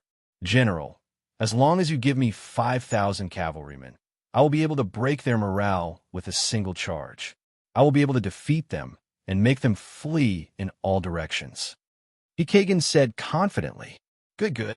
Kinsa laughed when he finally heard some useful information. He had never believed that the Han cavalry would be so powerful. In his eyes, the reason why they said that was because they did not want him to be the first one to gain merit. That was why they said that, to scare him. Now that Kagan saw it with his own eyes, he believed in his own judgment even more. The sky was getting dark, and it was just past the 15th day of the month. The moon was bright, and he had the idea of sneaking into the camp. "I order." Kinsa's confident voice came from the tent. In the camp of the new army, Tiger's Man and Shibi had come up with two battle plans. They gathered all the officers above the regimental level and announced their orders. Finally, there was a big battle to fight. All the officers were very excited. It had been 2 years since they eliminated Fan Yuhai and unified the Mongolian tribes in the north of the Gobi Desert. During this period of time, they had been constantly training their troops and were itching for a fight. Now that they finally had a chance to show off their skills, none of them wanted to give it up. Everyone took the initiative to be the main attacker. 30,000 cavalrymen. There's no need to fight. Everyone will have meat to eat. But I'll say this first. If anyone dares to retreat during a battle, they'll only be fit to be the reserve team the next time there's a mission. Tiger's Man glanced at every officer in the meeting. There was a warning and reminder in his eyes. "Don't worry, Commander. This is our new army's chance to shine again. We won't let you down. That's right. If our light cavalry regiment dropped the chain and let them escape, then you can take my head as the regiment commander. If I can't break through the enemy's battle formation in the first charge, I don't want my head anymore." All the officers spoke one by one, made their stand, and even made military orders. Tiger's Mane nodded excitedly. "All right, I'll remember what you've said. Please remember that military law is merciless. If there's a problem, you'll have to be prepared to be punished by military law." Tiger's Mane couldn't be blamed for being so careful. There hadn't been any major battles in the past 2 years, and many of the new soldiers in the army hadn't really seen blood.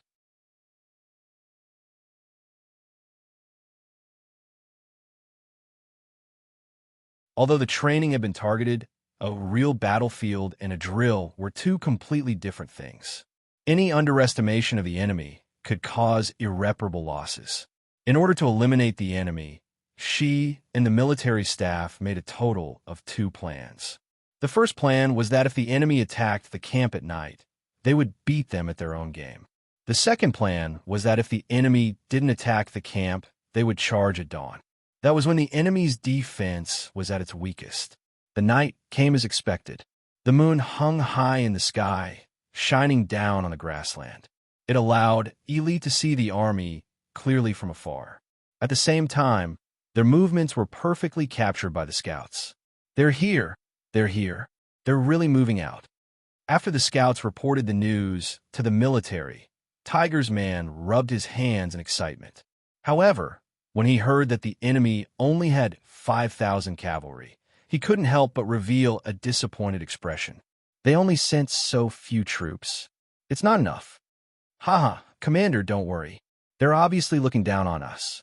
Since that's the case, we just need to advance to the second plan. She seemed to have understood the thoughts of his opponent. He must have let Keegan slip around during the day to show his weakness. Since that was the case, he would let them know the consequences of trusting his own eyes. Yes, that's right. Tiger's man nodded heavily. He then looked at the messenger and said, "Order the direct troops to stay behind and attack the enemy. The Tatar division will flank the enemy from the left flank. The recruit division will flank the enemy from the right flank. The light cavalry division will circle the enemy from the rear. The heavy cavalry division, the scouts, and the military will charge at the enemy from the front in an hour. Once the 2 red signal flares are used, the entire army will attack." After the order was given, a few messengers moved out and spread the news that the second plan was to be carried out in advance. Immediately, the various divisions and regiments that were already prepared on the outskirts of the camp all went to their respective destinations. Only the direct troops were left behind to prepare for an ambush. Keegan's face was wrapped in a black cloth, covering his somewhat frightening face. He led 5,000 cavalry and charged straight at the enemy. When he was only a mile away from the camp of the new army, he still didn't see anyone appear to stop him. He only saw a few 5-star army soldiers that were in charge of night patrol running around. He couldn't help but let out a victorious smile. Everything was as he had expected. The new army was just for show. He didn't think that they would dare to attack at night. Since that was the case, he would kill to his heart's content and take revenge for what happened during the day. All of you, charge. It's time to kill the enemy. He raised his saber high and laughed heartily with Kagan. He followed the first echelon into the barracks of the new army. Then he bent his body slightly and chopped at the curtain of tent. He forcefully tore a hole nearly 10 feet wide in it. However, the expected scene of the enemy sleeping soundly or panicking didn't appear. With the help of the bonfire in the camp, they saw an empty tent. Not to mention a single person, there wasn't even a blanket to be seen. This was clearly an empty military tent. There was nothing inside. Just from this point alone, it was clear that no one had lived in it. One of the tents was empty. Kagan had a bad feeling about this, but he still continued to cut down a few more tents. Reality told him that there were no opponents in any of the tents, nor were there any items. At this moment, no matter how stupid he was, he knew that this was an empty tent. In other words, he had been tricked. Not good. This is the enemy's trap. Retreat. Seeing that his hopes were dashed, Keegan felt a chill run down his spine. Keegan shouted for the army to retreat. Even if they wanted to retreat now, it was clearly too late. Because right at this moment, countless cavalry suddenly appeared in the darkness around the large tent, each of them holding fiery bows. Under the loud shout of Commander Deng Yu, round after round of fire arrows flew through the air, landing in the midst of the 5,000 cavalry under the command of the Ely army. The flaming arrows were like meteors streaking across the sky, landing on the cavalrymen. One by one, the soldiers screamed, howled, fell off their horses, rolled on the ground, or galloped away aimlessly, knocking down their comrades one after another. Under the rain of fire arrows, the 5,000 cavalrymen's formation was thrown into chaos, drowning out Keegan's order to retreat. All units, charge. Deng Yu pulled out his saber after firing 3 arrows in a row. With a loud shout, he led the charge towards the surrounded cavalrymen. What followed was the sound of thousands of horses galloping from each camp. One side came prepared, while the other side was panicking. One side had high morale, while the other side had no will to fight. This was not a fair battle to begin with. After a few charges, the 5,000 cavalrymen of the Ely army were either dead or injured. The outcome was decided. In the main camp of the Ely army, one could vaguely see the flames of the new army camp a few miles away. Vice General Wu Liji smiled as he reported the good news to General Kun Sa. General, it seems like Keegan has succeeded. Ha! I've already said that the Han cavalrymen are nothing to be afraid of. Kun Sa laughed, as if everything was within his expectations. General, should we do something too? Why don't I bring a group of cavalrymen to support them? After all, there are more than 20,000 enemies. Even if it's to capture prisoners, we'll need help. Wu Liji took the opportunity to say. Obviously, he did not want to see Kagan take all the glory and steal all the credit. Kunsan knew what he was thinking. With 5,000 cavalrymen, capturing several times the number of enemies would not be difficult. However, as a general, he had to learn to be fair. Otherwise, he would not be able to convince his subordinates. Kunsan nodded and said, "All right, I'm a little worried about Keegan. How about this? I'll give you 5,000 cavalrymen. Go and help them." "Thank you, General." Wu Liji placed his right hand on his left chest and bowed. He then turned and strode away. Kun Sa, on the other hand, was humming a tune that only he could understand.